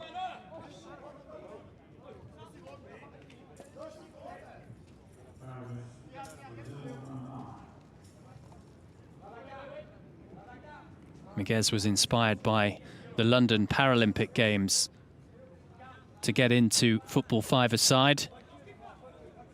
At only 27, one of the younger members of the 2 teams today, so definitely time left for him to partake in another games at some point in the future. Niang shoots and blocked to the goalkeeper of Brazil, Da Costa. And it is all over. Brazil walk on through to the semi-finals once again of the Paralympic Games in the football 5-a-side event. A dominant showing and a 4-0 victory for the second time in the group stage this year in Tokyo. And yet to be beaten in terms of conceding as well. They are the team to beat, surely the favourites, as they bid to add another gold medal from the Paralympic Games to their collection to make it 5 in a row. The final score, France 0, Brazil 4.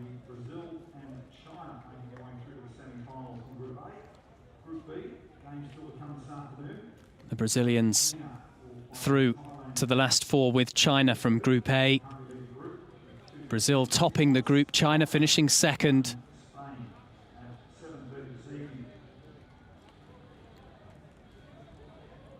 France failed to register a point and even a goal at this Paralympic Games in the group stage. What turned out to be a very tricky group with not only Brazil but China too, one of the best teams in the world, the standout nation in Asia.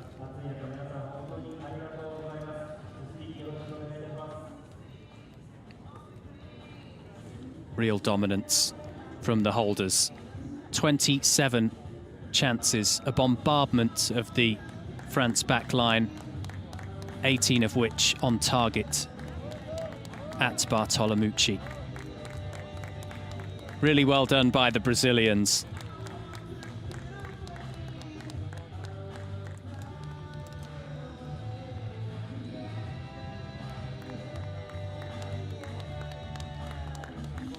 And confirmation of the final standings. Brazil on 9 points, China 6, Japan 3, and France without a point. The goal difference plus 11 for Brazil,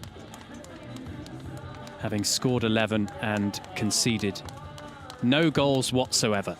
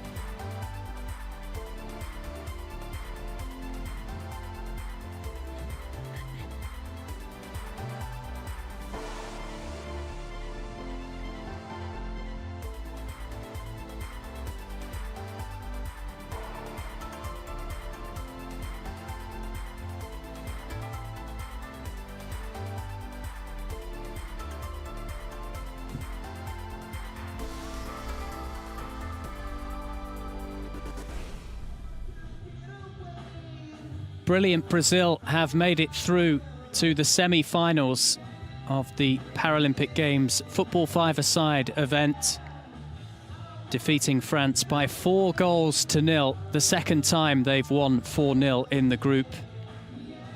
A couple of goals from Raimundo Mendes and then 2 from Jardel Vieira Suarez, enough to ensure Fabio Ribeiro and his team make it through to the last 4, bidding to win a gold for the 5th time in a row. They really are the team to beat.